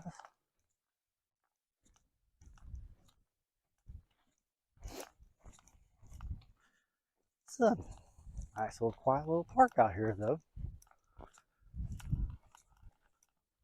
I wonder if there's any fishing out here. It's all the little lily pads. What are those things called? It's too small to be lily pads. Is it duckweed? I think duckweed is smaller than that though.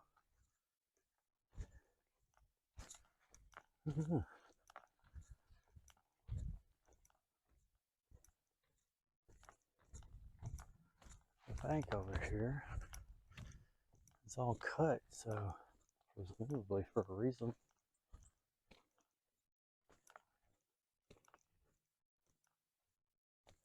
Don't see any white places though.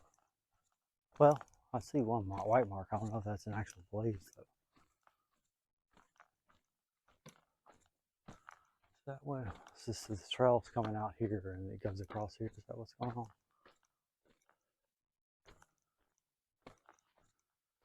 I think it is. Yeah, I see blazes down that way. Yeah, it's the trail. And here's a white blaze right here. All right. I think somebody had a camp spot up here. Yeah. Somebody set up a camp spot. Pretty good place for it.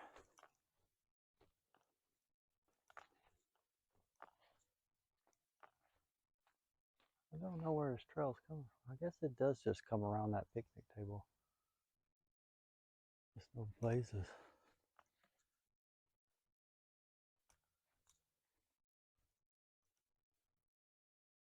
Yeah. That must be the trail going over the dam of the pond.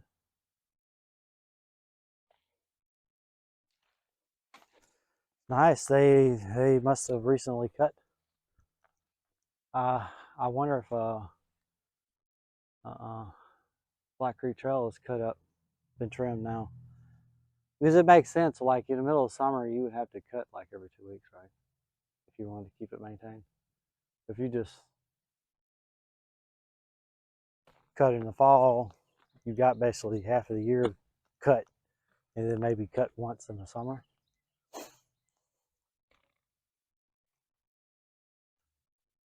Yeah. But yeah, we can do camping here. Be a good stopping spot. If you get to the point where you're doing 6 miles in a day, you can do this, and then you can be out by the end of the next day. Yeah, Saturday.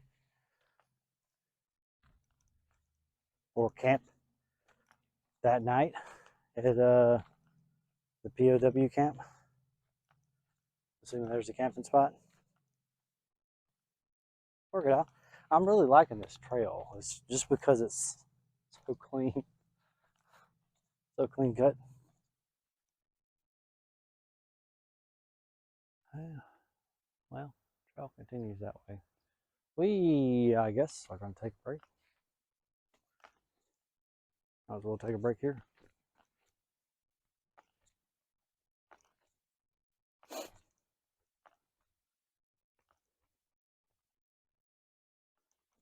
It says day use only, so I'm assuming no camping, but I mean, who's going to tell you not to, I'm like, well, I don't have a vehicle. It's not like I can't go anywhere. You're hiking through. Yeah. Are we on the trail? Let's look at all trails. They do have the little app is finally working somewhat. So we went 7 miles, so I must have went like an extra mile the other night. We're doing about a mile an hour.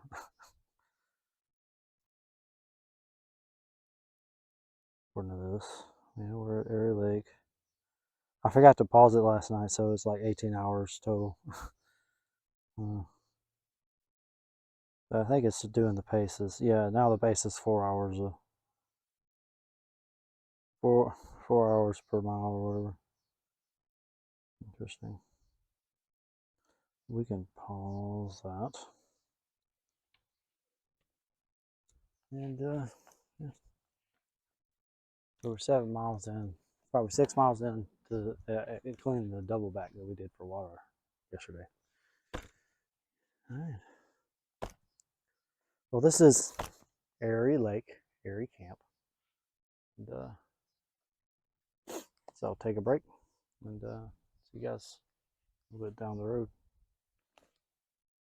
If I can figure out where the camera remote is. Yeah. We'll just eat in the rain. Whatever. We're using the zoom lens here. I should probably learn something about photography eventually. How to frame a shot and whatnot, but anyway. We got a nice shot here. We got the lake in the background.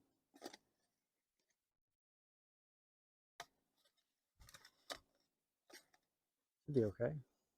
All right. All right. All right. Fry this up. We're going to make the soup.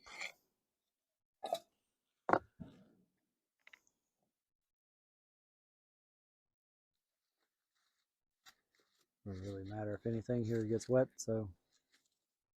And it's just sprinkling. I'm hoping that this rain that they're talking about is just sprinkles. So that would be nice.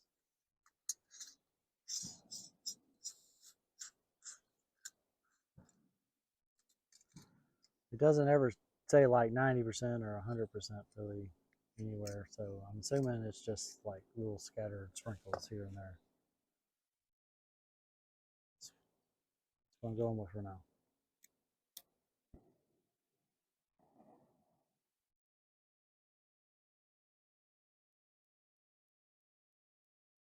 Okay, we need how much water? We get a cup of water.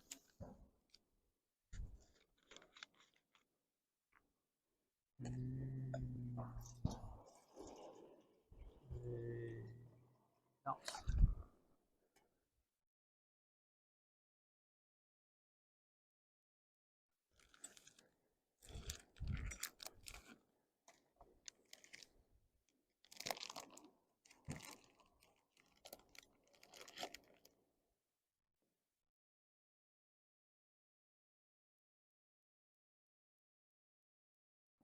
trying to figure out which way the wind's blowing. This way?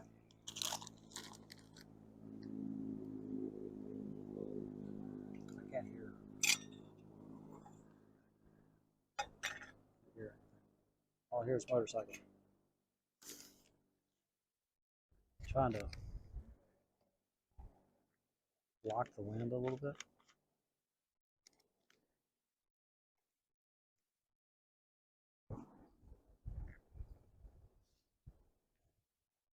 That's coming from this direction.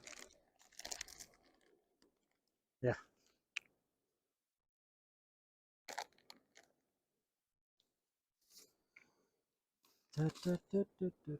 Pour contents into a bucket my way to continue. Start continuous slow eating.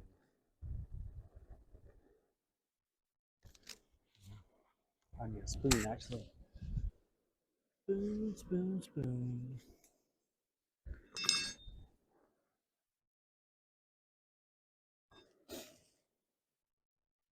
So yeah, well, this is the halfway point. 6 more miles. 6 more miles. And we'll be home. So if I do another 3 miles after this, then I'll be today. Set up camp, and then it'll only be 3 miles coming out of camp. Probably what I'm going to do. This is pretty nice though. Like I was saying, I was over there. Can't really see it, but I was over that way. That's where that little campsite was at, and the bridge is over there. But yeah, I think I'm gonna do that next time. Try to hike in to there, stay the night, and then hike out.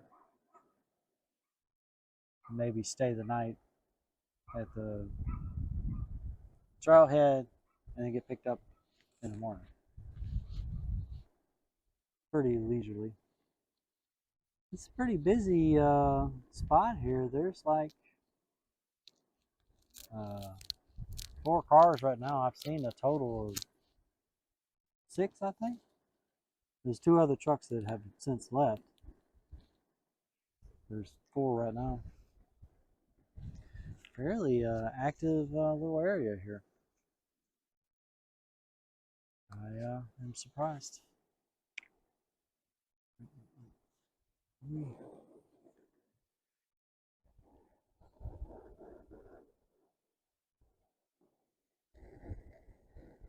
Not bowling. I don't think we got a bowl, but I'm gonna bowl because I say so.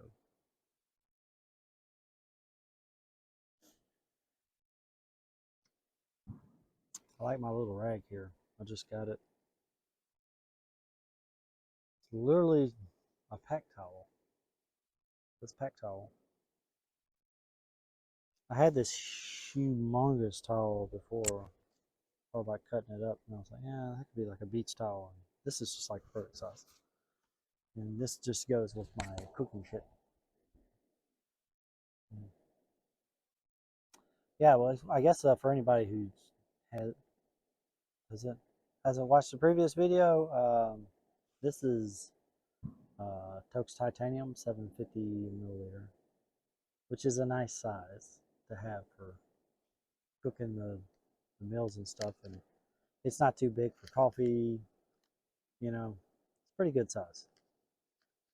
And then, of course, this is just the small gas dispenser. It's just not the super huge one. This is the small size. I think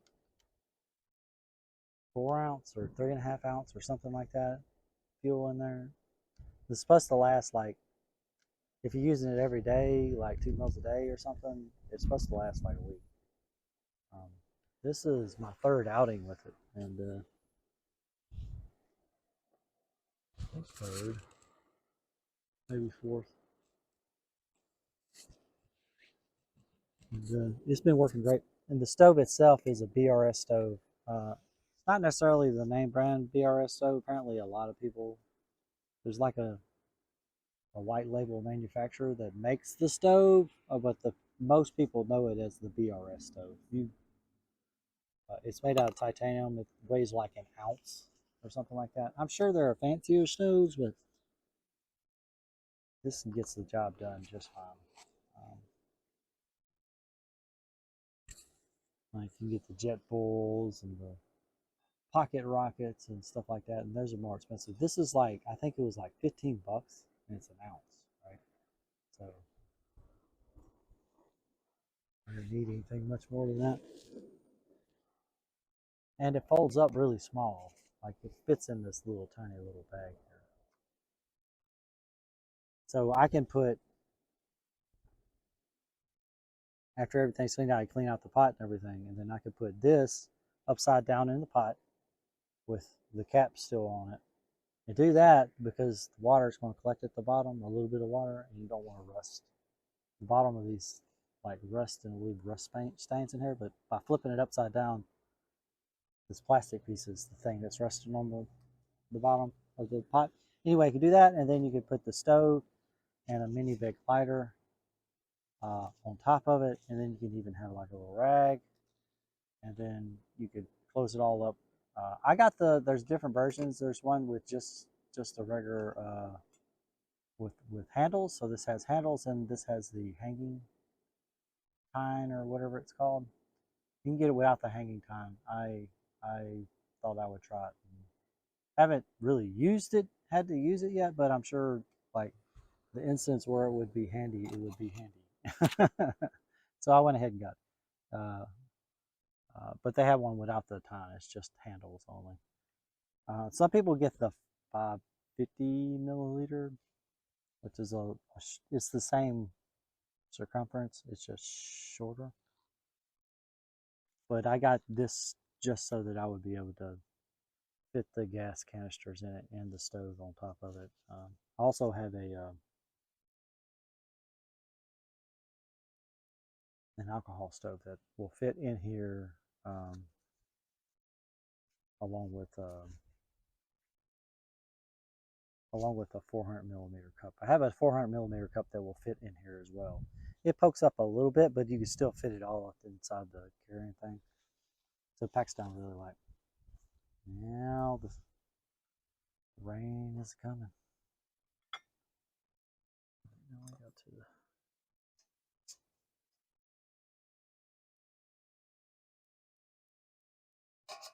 the only thing about this time is it can get in the way sometimes. I can do this to get it off the precarious bit, right?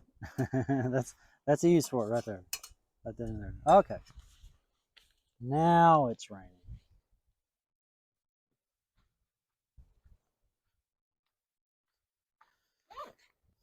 It is properly raining now.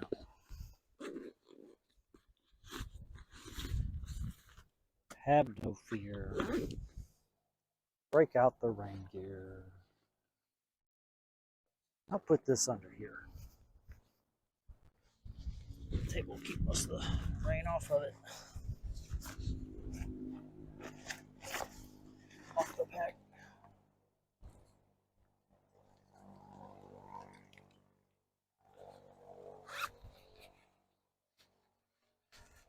And the phone should be fine. This has got to be unclipped. Not here.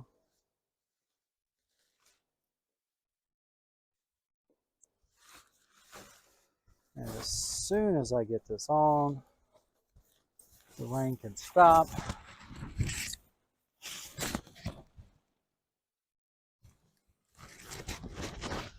Boop, boop, boop, boop, boop.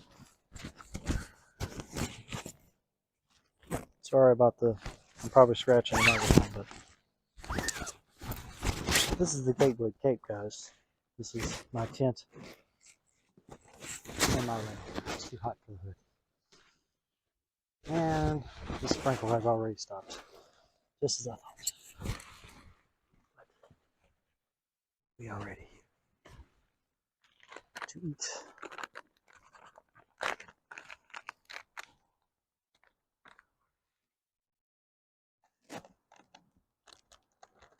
Wild Zora can't take me away. Pretty sure that's not how that song goes.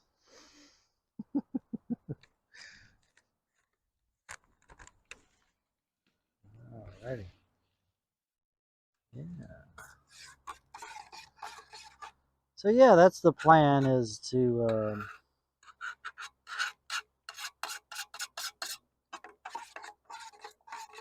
probably continue on another. This is completely dehydrated. There's no calories in here, I bet. I'm just carrying around empty weight.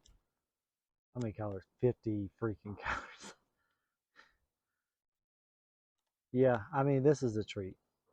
You'd have to treat this. This is like a treat. This is 50 calories per, yeah, that's not worth carrying for anything other than a treat. Meanwhile, this is 110 calories per stick. There's like 30 sticks here, so it's like 3,000 calories right there.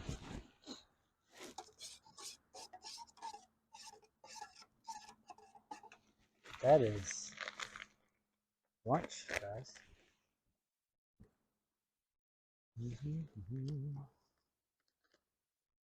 Beef sticks and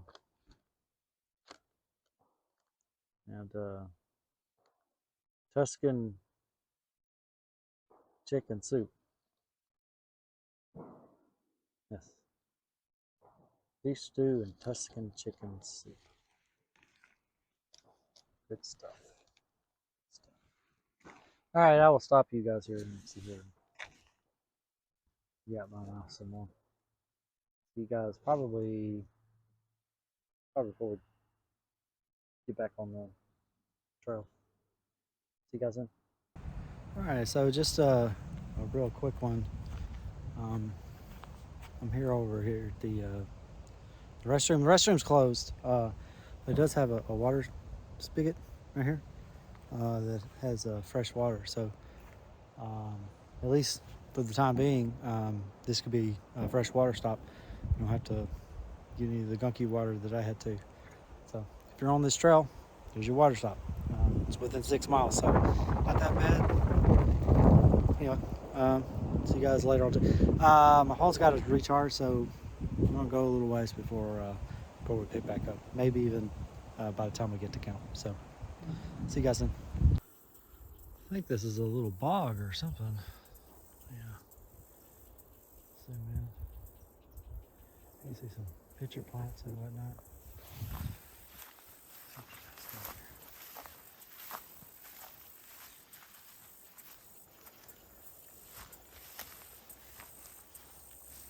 Seems to be dry though.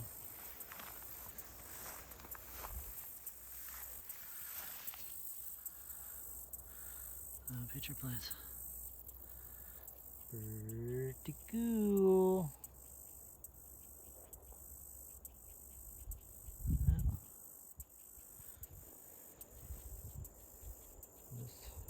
Sorry. Pretty.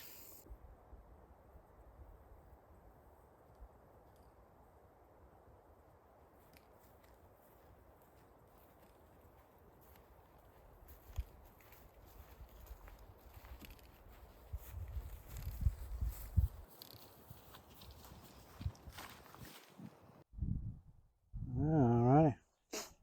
Hopefully my El Cheapo mic is still working. Oy, oy, oy.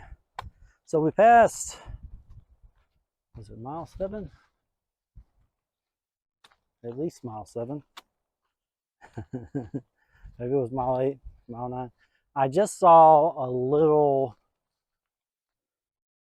wood placard on one of the trees here. Now this is confusing. Saying that it said POW camp. There's like 3 different colored arrows here. Apparently there's, 4 different blazes on this. Okay, so those got colors on it. Okay, this is not confusing. They have that, the blazes have the arrows, colored arrows. those ones. Some other type of trail, apparently. If it's ATV or just a forestry trail, I don't know. Well, here's our blazes here. But I saw a placard that said POW camp. And if I was to look at all trails, this says we're just about 10 miles. So we're probably 8 miles in, which means we're like maybe a mile away from halfway point to POW camp. So maybe this whole area is called POW camp, and that's just the POW camp parking areas that they're talking about. Maybe this whole area was a POW camp at one time. I thought they had them all up at Camp Shelby, though. I'm talking about World War II prisoners. So after the war was over, World War II, both the Soviet Union and the United States, and I guess to a lesser extent England, were just snatching up Germans left and right. German scientists left and right. Everyone that they could get their hands on, they took them as prisoners of war or whatever, and or refugees, or I don't know what their official designation, but we snatched them all up between the two of us. And because Germans were, they were the height of the scientific establishment, back then. Albert Einstein, he was German. All of the great physics guys, during the the golden age or whatever, were all Germans, right? To a good extent. There's a strong German presence in especially physics and chemistry. Anyway, the reason why I'm talking about this is, so I studied physics at university. One day we had the physics department had a camp day, picnic or whatever, and out at what's the name of that stupid park?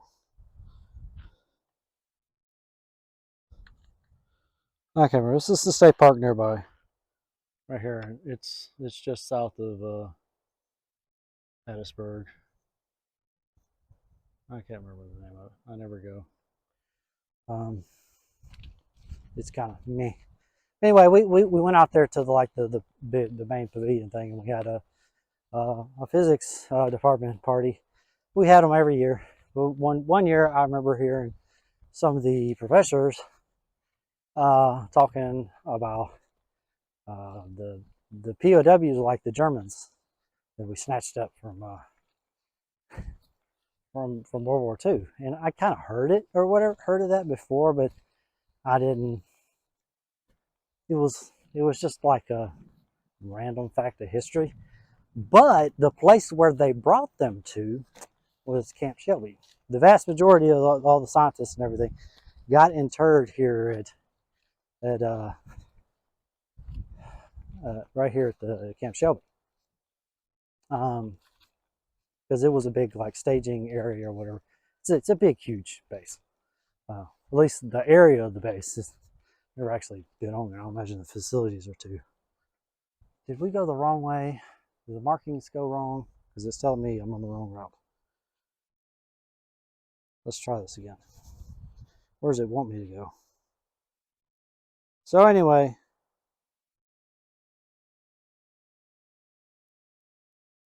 I'm supposed to go. Well, this loops around, but let's go the right way. So yeah, it was like you really brought it home that our rocket program only really existed because we got a whole bunch of German scientists, German physicists. Werner von Braun was the head of of the Nazi rocketry or whatever, you know, and he ended up running NASA, you know, for us. He built the Saturn V for us, you know, basically. Him and all his German buddies. So I forget where I was going with that. So yeah. Okay. So I'm wondering if it wasn't like specifically at Camp Shelby, maybe there was like this POW camp, like in general, like here in this area. Is that what they're talking about? Or is it like Vietnam POW camp? I've never heard of Vietnamese being interred here. Who knows?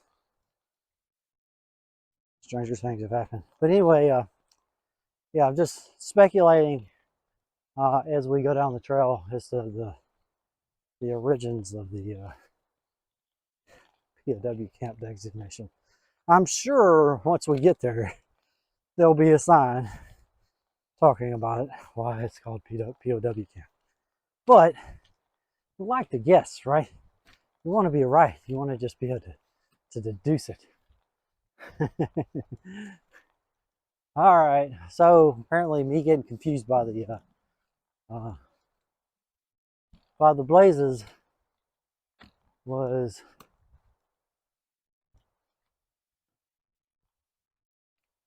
not was highlighting a problem, and I kind of glossed it over. I didn't walk this far off trail, did I? Is it really? I got to follow the rest of them? I'm very confused. We saw a trail. We saw a blaze adjacent to this trail. Did I just read it wrong? Okay. It's the usefulness of all trails, at least. I saw on all trails that this trail seemingly leads back up to this other trail that we're about to get on right now. Anyway, so it probably wasn't that big of a deal, but I wanted to see what's going on here. We're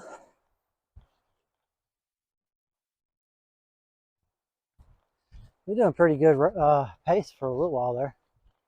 I guess we do. Those blazes go that way, which is wrong. There are blazes there. Now you say, well, they're melted and they're kaput, but half of the blazes are melted and kaput around here, so that's not unusual. I think it's saying to go this way.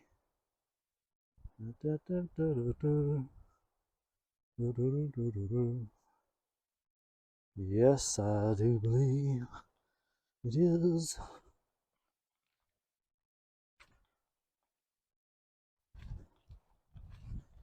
I wish I could just run the whole All Trails app on my freaking watch.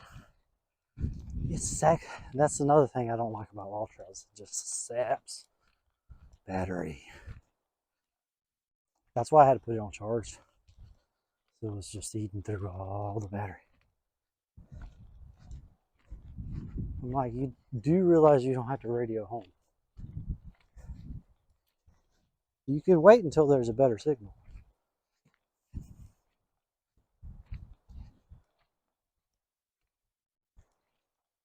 There needs to be some back off logic if it's experiencing a lot of spotty reception.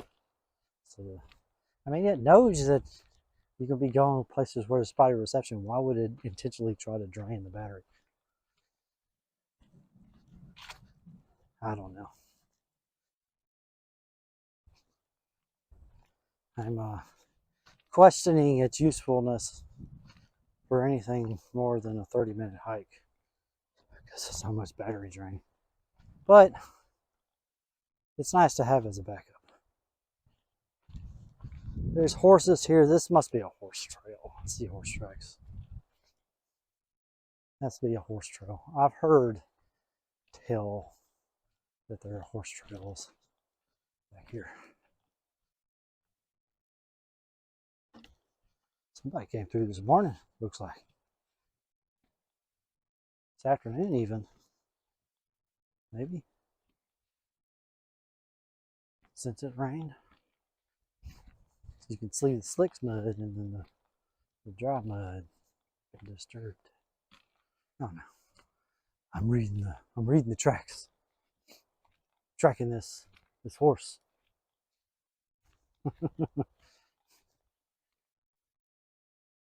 Back to my Indian roots. I think, well, like, you hear so many people say, well, I have, some Indian in my background. I'm like, well, I think most people do, but like I think my mom said we had like some Choctaw or something other. Like way back when. I don't know how true that is. Anyway, it's not relevant. It's just funny how people like to claim Indian ancestry.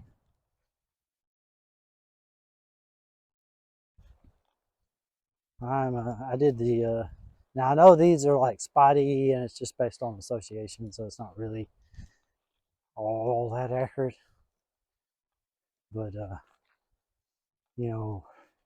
I've done the 23andMe and they figure out your ancestry and stuff, and I'm just white as white can be from England and Scandinavia and some German or whatever,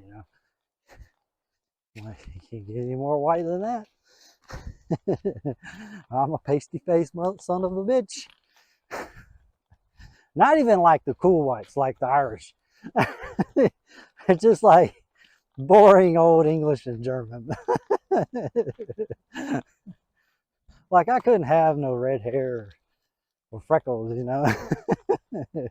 I got all the boring genes. It's all good. I rule the world, apparently. White man, right? We're getting the tizzy, guys. yeah, I think we're on the right track.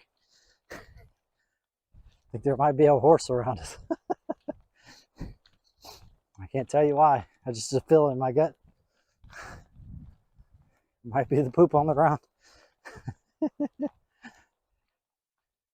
I hope this is the trail. Let me double check before we go half a mile. Yes. Okay. So this should be like another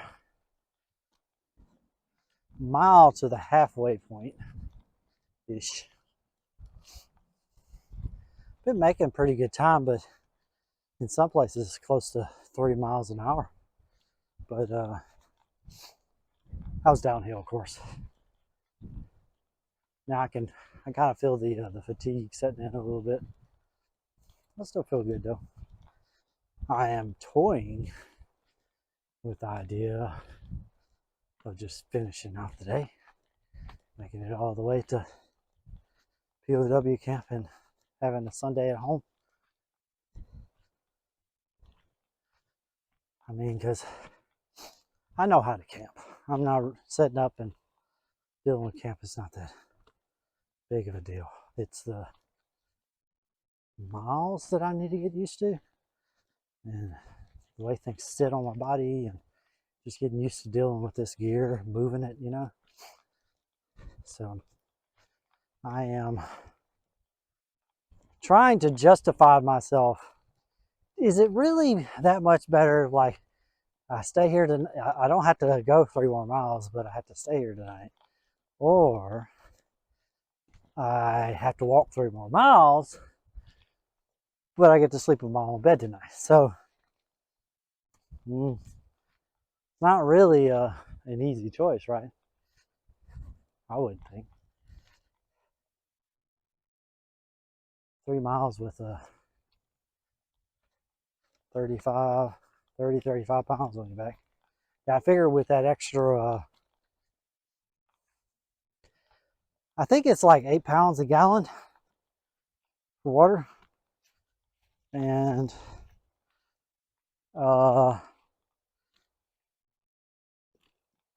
and there are 4 quarts in a gallon, and 1 quart is roughly equal to 1 liter. So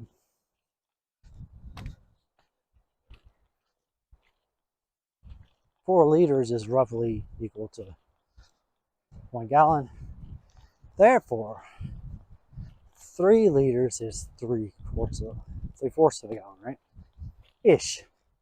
So if it's 8 pounds a gallon, that puts us at 6 pounds extra that I was carrying with this this extra bladder full.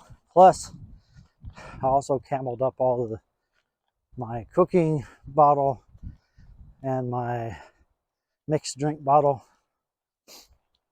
So if I drink Gatorade, I mix it up in this one specific Coke 20-ounce thingy or whatever. And then I have a liter of that's another 2 pounds. So it's 8 pounds. Yeah. 8 pounds of water plus a little bit more.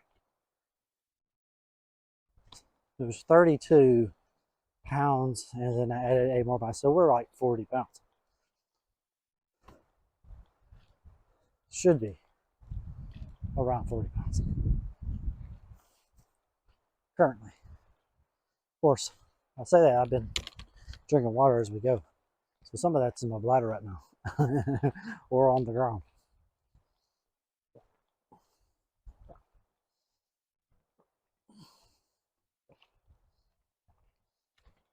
It's supposed to be an ATV or something trail.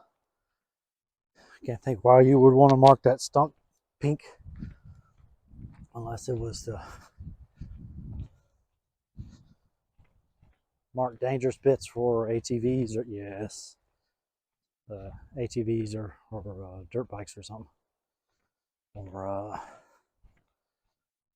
mountain bikes. I saw a couple mountain biking.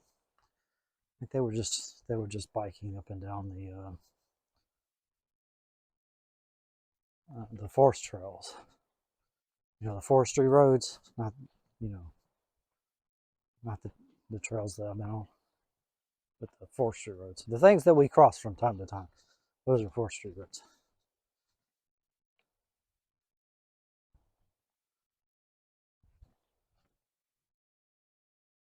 Well, think about jibber jabbered enough. Let's I'll catch up with you guys down on the trail and probably after we have made a decision to stay or go. The rain had stopped and now it's saying 40% in an hour. I don't know. I might just keep going just because I don't feel like stopping for the rain. Well, whatever. Camera app, where are you? Turn you off. All right. Catch you guys later. Alrighty. So we're further on down the trail.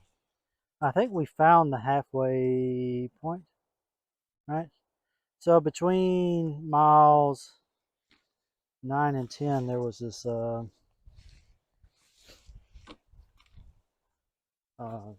picnic table and 2 like what do you call it? Hitching posts, or like where you tie up horses. There's 2 of those little beams and everything. Whatever. Place where you tie up horses. Anyway, that was between miles 9 and 10, I think it was. And we've been going a ways. We should be coming up on 11 pretty soon. And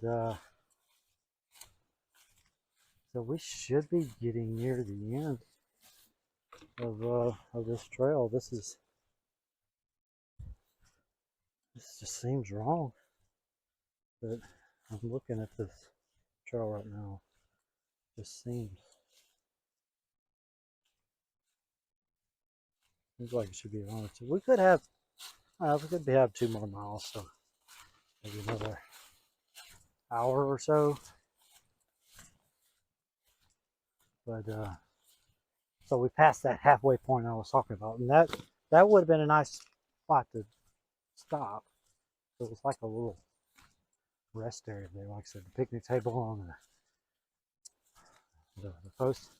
I think the blazes with the green arrow is the horse trail. I think that maybe, I don't know, maybe they're multi-use, but it seemed like, you know, you had the hitching post for the horses right there on the green trail, so I kind of assumed it. At least horses were allowed on the green trail. I don't know all the rules. Which trail does what? And spider web. Yep. So, yeah.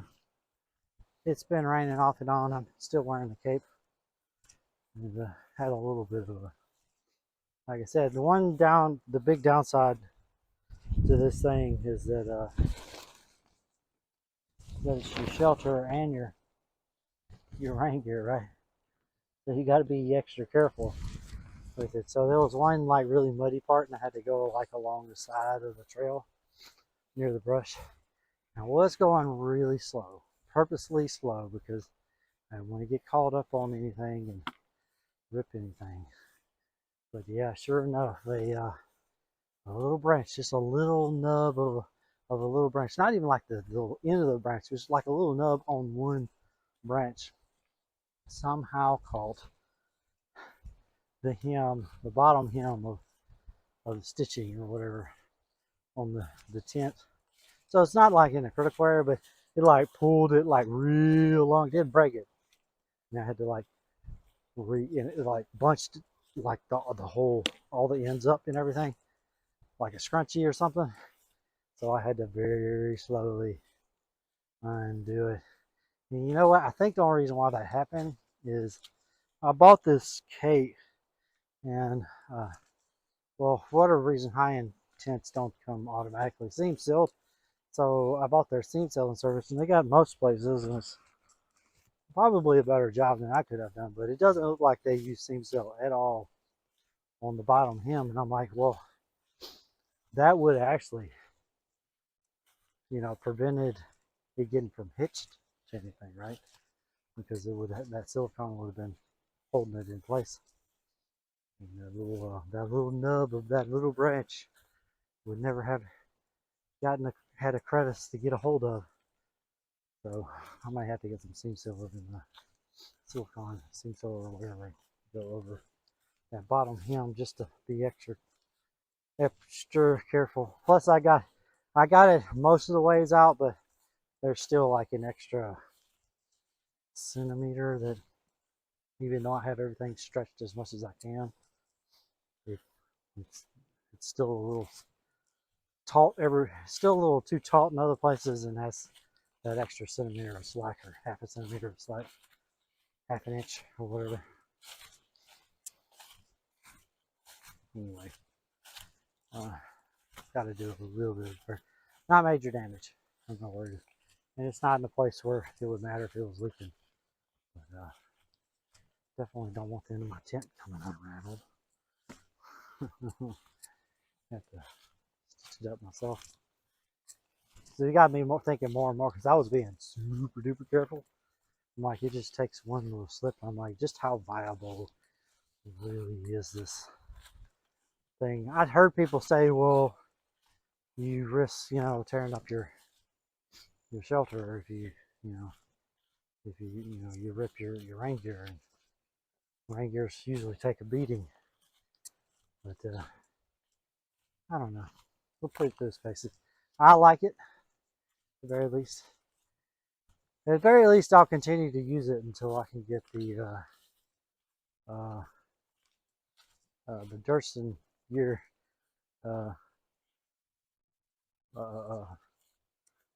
one mid pro or whatever it's called. I think I might just go ahead and get a Dyneema version of it. It's this fancy new trekking pole tent that uses 2 trekking poles, but you only need 4 tent stakes. and it has a unique layout. And as soon as I heard about it on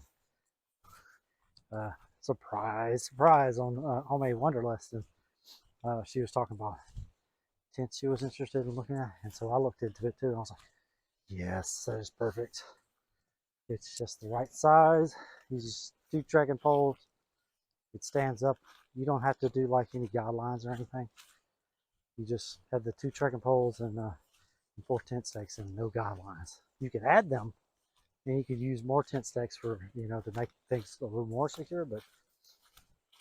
And I just really think that the design is like as close to optimal as mathematically possible. Because that's what it comes down to. And it's fairly inexpensive, so that's why it's always sold out. As soon as they get another batch in, it sells out. They've done like 2-3 rounds of this so far, and they can't keep enough coming. So maybe once I get that, I'll just go back to Frog Talks for rain gear and have a proper tent. But the weight savings though of this cape is hard to beat. You have to go tarp. You have to go to a tarp basically to beat this in weight, I would think. Anyway, because this is like less than 2 pounds, I think, with the bug net. It's around 2 pounds, but I think it's less than 2 pounds with the bug net. So it's a double. It's technically a double wall tent, and it weighs less than 2 pounds. So that's like high end, like ultralight tent thing. But you also get to subtract. You also get to subtract the weight of rain gear. So if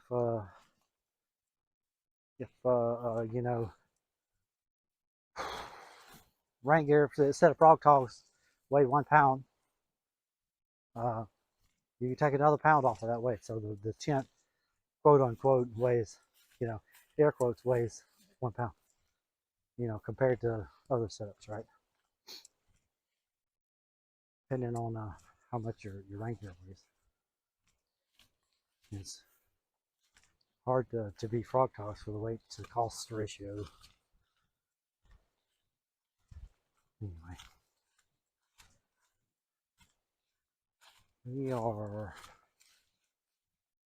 my feet are getting a little bit, so I'm getting a little tired. So I will be glad to get off the trail. I'm just wondering when I should call to get somebody to come pick me up.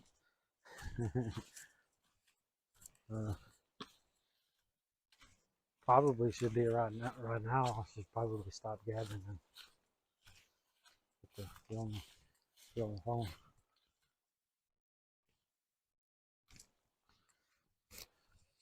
These are a really good time. I might be able to just do this as a through hike in like one day once I get my training up, right? I mean, you would expect to have more than 10 miles a day, and yeah, especially after you're trained up a little while for the Appalachian Trail, this would probably be a lot like it. A little bit more difficult. Ooh, look at this big old creek here.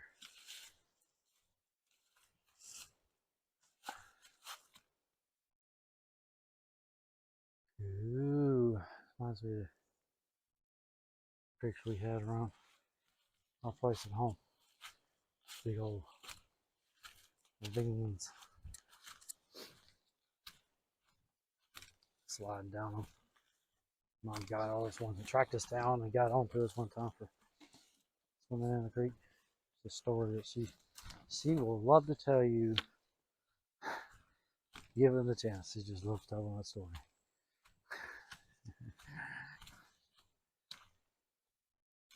Yeah. I assume this is the trail. Blazes. What the blazes? Where in the blazes? I never knew that until I was hiking. Knew what that meant until I was hiking the Black Creek Trail. And I was like, oh, that's what the blazes mean. Where are the blazes? Now, if somebody can tell me what a tarnation is, like, what in tarnation? If we find out a tarnation, then we'll be well on our way to discovering the roots of these euphemisms and sayings and whatnot. Yeah, see, I like how close this is getting. This is kind of why I didn't want to continue on Black Creek Trail, because uh,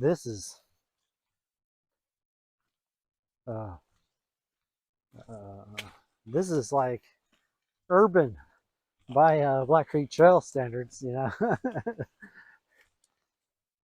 Like you can actually see a path. Nah, we just have blazes on trees that you can find if you can find them every 100 feet, if that. It's swampy. This area seems to be a good bit swampier, which makes sense. We've been kind of going downhill a lot more. Maybe that's one of the reasons why I was a little bit slower at the start, because we were going uphill a little bit, I think. I mean, not a ton. I think it's like 500 feet. So I'm just blaming on me being weak sauce, applesauce. Oy. Yeah. Oops, a daisy. These trekking poles are fantastic when you got slippery grounds and sliding things around, and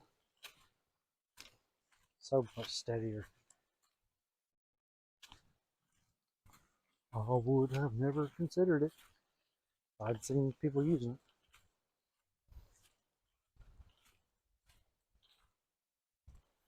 Although these are, the more I use them, the more I'm like, these are a little heavy. I mean, they're fine, but they're a little heavy. What is this? We walk in the plank, or is that actually stabilized? It is actually stabilized.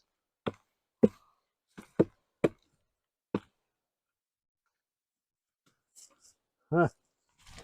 Sort of. Yeah. A little bit. Ugh. Even like going up a hill and stuff, even my feet start slipping. I got spikes in the ground. There's this dip on Black Creek in the very first section that I go through before I make it to the first camp I usually go to.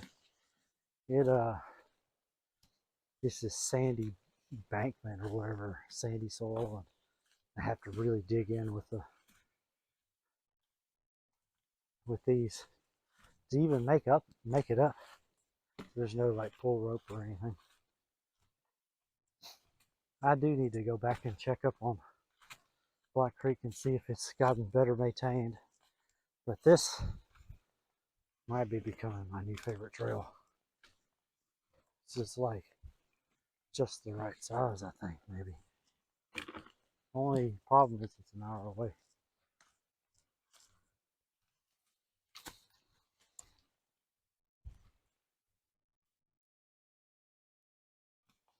Yeah, I'm still not too sure about leaving my bike. I did one trip where I left my bike just parked. I didn't get anybody to bring me, and I was worried about it the whole damn time. I wouldn't be catastrophic if somebody stole it, but it wouldn't be ideal, right? I mean, it's an old bike, but my transportation. I don't really want to buy a new bike. I want to buy a car.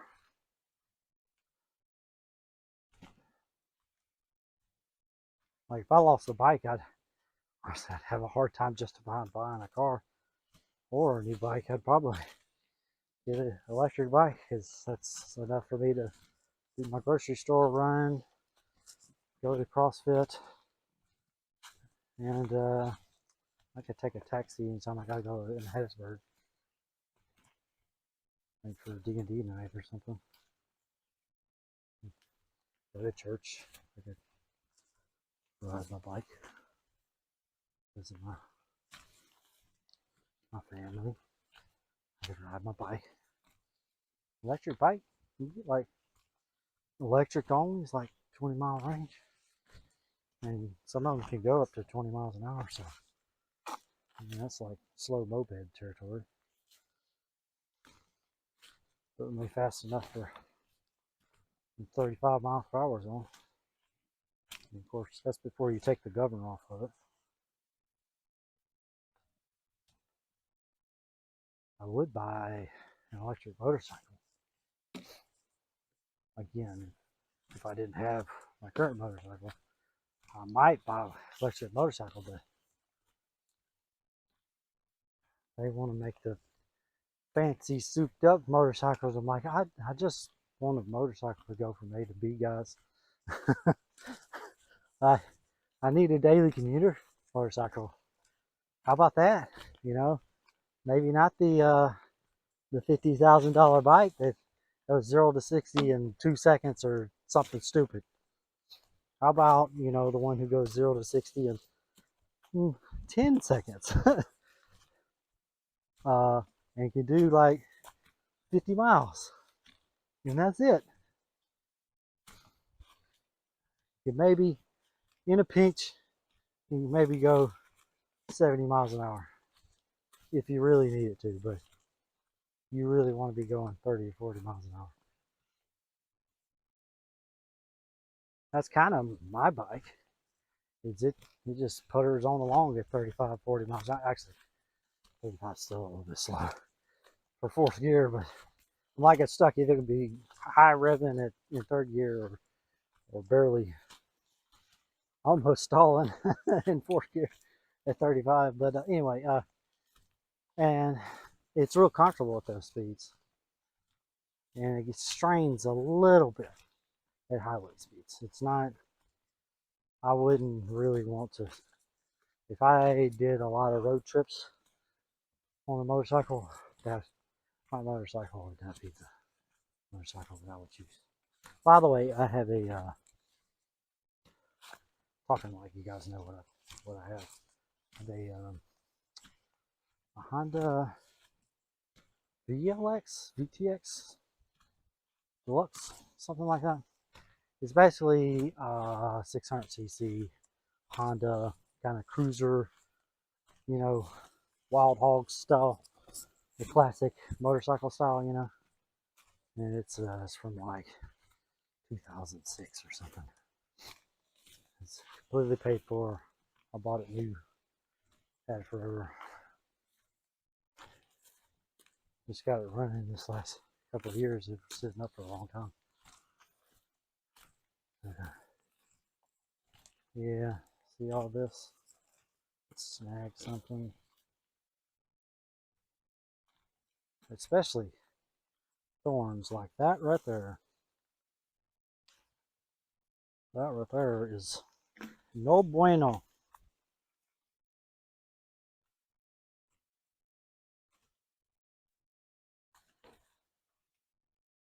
You know, saying bueno, I'm thinking of South Park for some reason.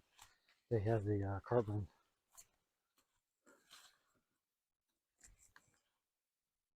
Cartman had there was a Cartman centric episode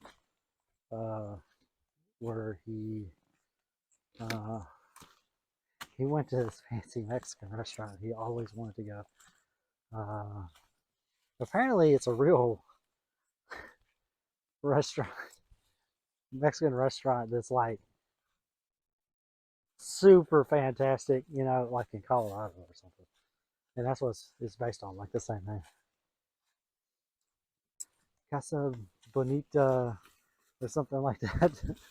Casa Bonita. But that's what I was thinking of when I said banana. Casa Bonita. I'm like, yes. Once you get off this trail, let's go get some Casa Bonita. Wait. Be real nice. All right, tree, you gonna follow me? Hope not. Looks like a good tree.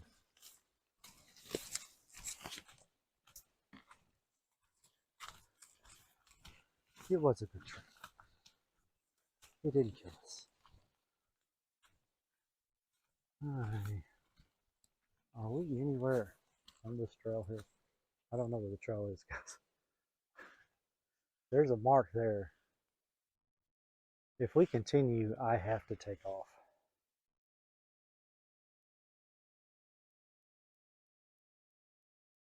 I have to take off the cape. We cannot go through that. Yeah, that's the blaze right there. That tree there. Yeah, this is the trail.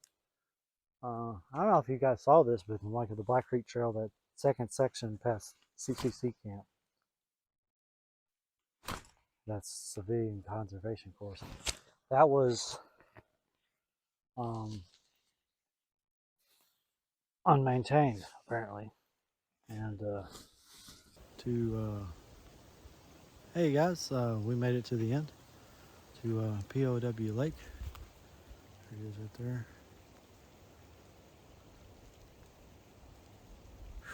I'm kind of winded. It's been raining the whole time. As soon as I had to take the rain gear off, it started dripping nonstop. And of course, we're scraping through everything, and it just, I'm soaked. But I should draw soon. My dad's on the way here to pick me up, and we'll be going home for the night. I'm not going to camp here. Maybe another day. But I usually have a camera clip right here where I hang a tripod and the phone, and there's two screws on each side that clamp it down, and one screw apparently backed off, and doop, I just heard a dink, and I'm like, what? And the phone was like slacking, and I was like, what's going on here? And sure enough, the fastener had come off. The screw had completely backed off. Weren't captive screws apparently. So anyway, $50, $70, something ridiculous amount for fancy camera gear clips. I'll see if I can't get a replacement screw. If not, I'll just get an onesie. That should be cheaper. It's what I wanted in the first place, because it should have been cheaper, but they didn't have any in stock, and I didn't want to wait. But anyway, we'll get that fixed later. So this is not really the trailhead. The trailhead's over on Bethel Road, so there's like a little fork in the trail where you can come up to here to the lake, or you can continue on to Bethel Road, or going down the trail. But I took the fork to come up here to see at the lake, but now I got to backtrack so that I can actually get out to the road.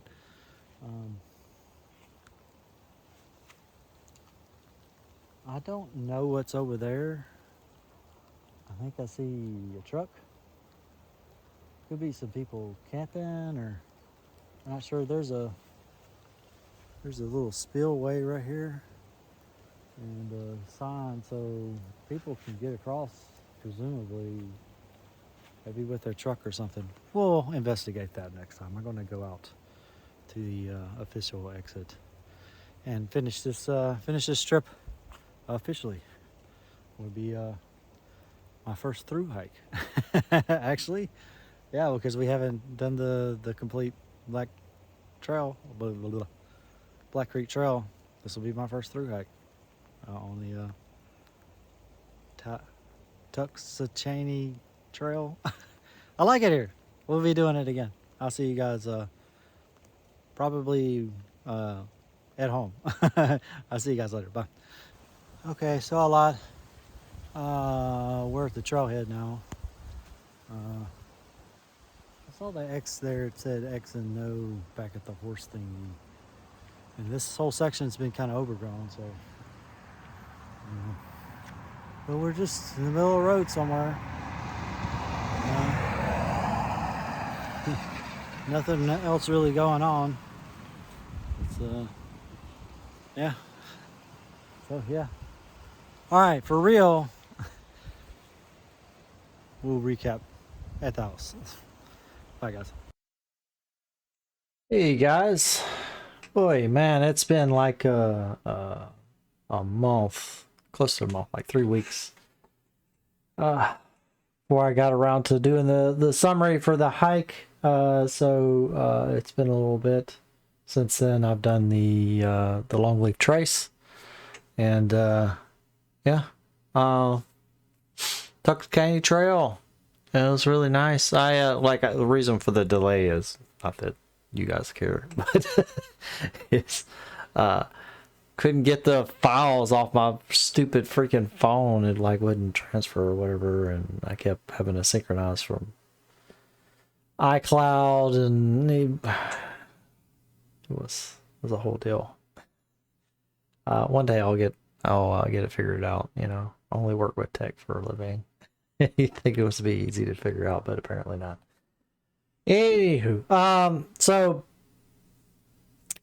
yeah, Tuxachanie Trail. It's a fantastic trail. So let me bring up some information here. There you go. You see this? Okay. This is the Forest Service webpage for it. It's the Tuxachanie National Hiking Trail. It is 11.9 mile voyage through South Mississippi's vast forest. Yeah. There's as you guys saw, there was 3 main areas. You had the start off. We started at Highway 49. It had the lunch at Erie Lake, and then POW camp at the very end. I didn't actually see the parking area at POW camp. Maybe that was the vehicles that I saw across the dam that I didn't go across. I think I saw like a red truck or something or other like off in the distance, but I thought that was somebody's house, so I didn't want to go up there. But apparently that's the parking area is up that way, I would guess, because I just went off the trail and there was nothing at the end of the. You guys saw. Sorry, you guys saw at the end of the video that there was nothing there, right? At the very end, it was literally just the road going across, and that's where I got picked up by my parents. But yeah, it's in Saucier, Mississippi. The map is here. Some more information. All this stuff I just typed in Tuxachanie Trail. Apparently the creek is named Tuxachanie Creek or something like that. And the trail goes past it a little bit, I think. I think I remember seeing a creek partway through. Anyway. So this is where we started out right here. This the trailhead. This is 49. And this is like 5 miles to Erie Lake. This is where we had lunch, and then the last part is PW camp. That is where the lake was. So it's PW camp lake or whatever was right here. And then it had a little section that you went on to actually get picked up right here, I think. But this was, I think the official end is POW camp.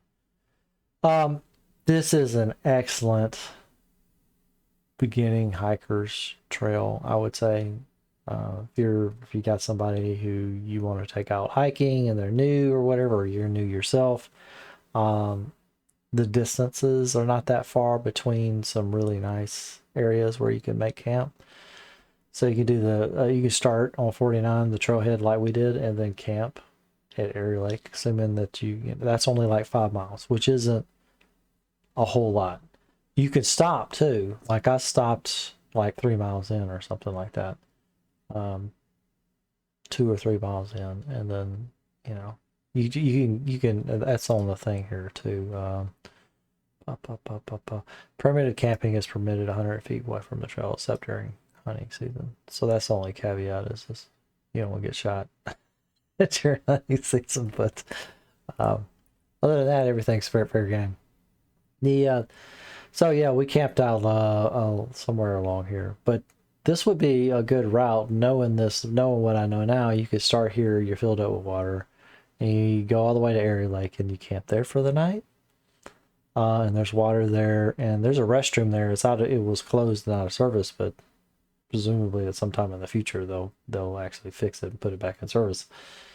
So you can stay there for the night, and then you can go on to POW camp for the last evening, and either stay there that night or just leave immediately. Either way, and it's only 5 or 6 miles each leg. So you could do this section one day, and then this section the next day, and then if you really want to, you could double back and do that one again. Get picked up at Area Lake. So this is a bunch of just you can go, or you can go out to Trailhead and then Area Lake, and then back out to 49 if you wanted to do an out and back in, or you could start at POW camp and go to Area Lake. There's several different ways you could start at Area Lake and go to POW camp and come back, or there's like 6 different ways you can do it, right? It's a great trail. It was very easy to navigate. It got a little, these last few miles, I don't think it was really on video or not. I didn't watch this. I know you guys, those of you who suffered through the full 4 hours or whatever, I'm getting better at making the video small, but that's just because I don't do any editing, guys. I'm like, I don't know how to do editing. So anyway, the last little section, I would say the last 2, maybe 3 miles, basically after the little horse tie-off camp, there was a little picnic table and horse tie-off. There was like a red solo plate or whatever. It had a big X on it, and then I think it said no or something like that. I think people were saying that it was bad or that it was closed or something. And I think there was a caution thing going across it. I didn't see anything that would indicate that there was something to be particularly cautioned about. The trail was just not quite as well maintained, and so you had to.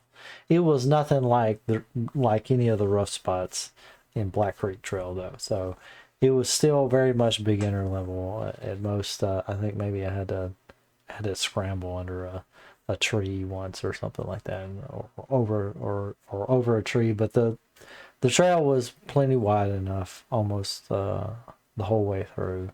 Like I said, there's water stops. There was opportunities for water along the way, with a couple of creeks here and there, but it was sporadic, especially because it had been so dry. It was a little more sporadic. I think if you're coming in not so dry weather, there'll be plenty of water, even if you don't stop at even if you're not just, you can get by with just the city water, but you can get it by with the water at the Trailhead, Area Lake, or POW camp, assuming they have water at POW camp. But I know Area Lake had water, so that's, you can fill up there. But there was water along the way should you need it, and I'm pretty sure if it was wetter, there would have been nicer sources, because I saw lots of like just dried up streams. So presumably like during spring or in the middle of summer when it's it's not August or whatever, there's more rain, then it would have been okay. There would have been more water, more streams, flowing water, and there would be that. The water that I got was like stagnant, and like I did not want to drink. I'm so glad that there was water area. Like I had to wash the bladder out like big time, and the bladder is still like kind of stained from all the tannins and stuff, but it's fine. Yeah. Great trail. The only thing is like an hour away from me, so I'm not sure if I'm gonna go there again anytime soon. I kind of want to move on to other trails. Since then I went back to the Longleaf Trace Trail. It's a paved trail. it's like super, like this was this was a beginner trail. This is like the Longleaf Trace is like an infant trail, of like it's all paved and there's water stops, restroom stops the whole way. But I got it big miles for me, and that video's coming. But this Tuxachanie Trail, yes, it's a great trail. It's good, especially the section between 49 and Erie Lake is super good, and I would go again if it was closer, or I don't know. I would go again. Like if I really just wanted to get out, I would go again. Black Creek, by comparison, is just pales. It's so unmaintained. I need to go back to be sure. It could be that they cleaned things up at the end of summer after everything had quit growing or whatever. They went and cleaned it up. It could be that they did that. So I had to say that for sure. But the condition that I saw it all like 2 or 3 times that I went out there, not very good condition. And especially after, and it is closed after CCC camp and on Black Creek Trail, so it's not like you're supposed to continue going. But even the maintained sections, open sections, weren't that great. But this, by comparison, was a breeze. But yeah, I would recommend it, especially for a beginner. It's a great trail, and if you just want some recreational hiking instead of like backpacking, or you just go walking or something, it's a great little trail. If you're in the area, I would definitely check it out. Anyway, that's it for this one. I will probably see you guys next week or two with the Longleaf Trace Trail coming up. Anyway, get you there, guys.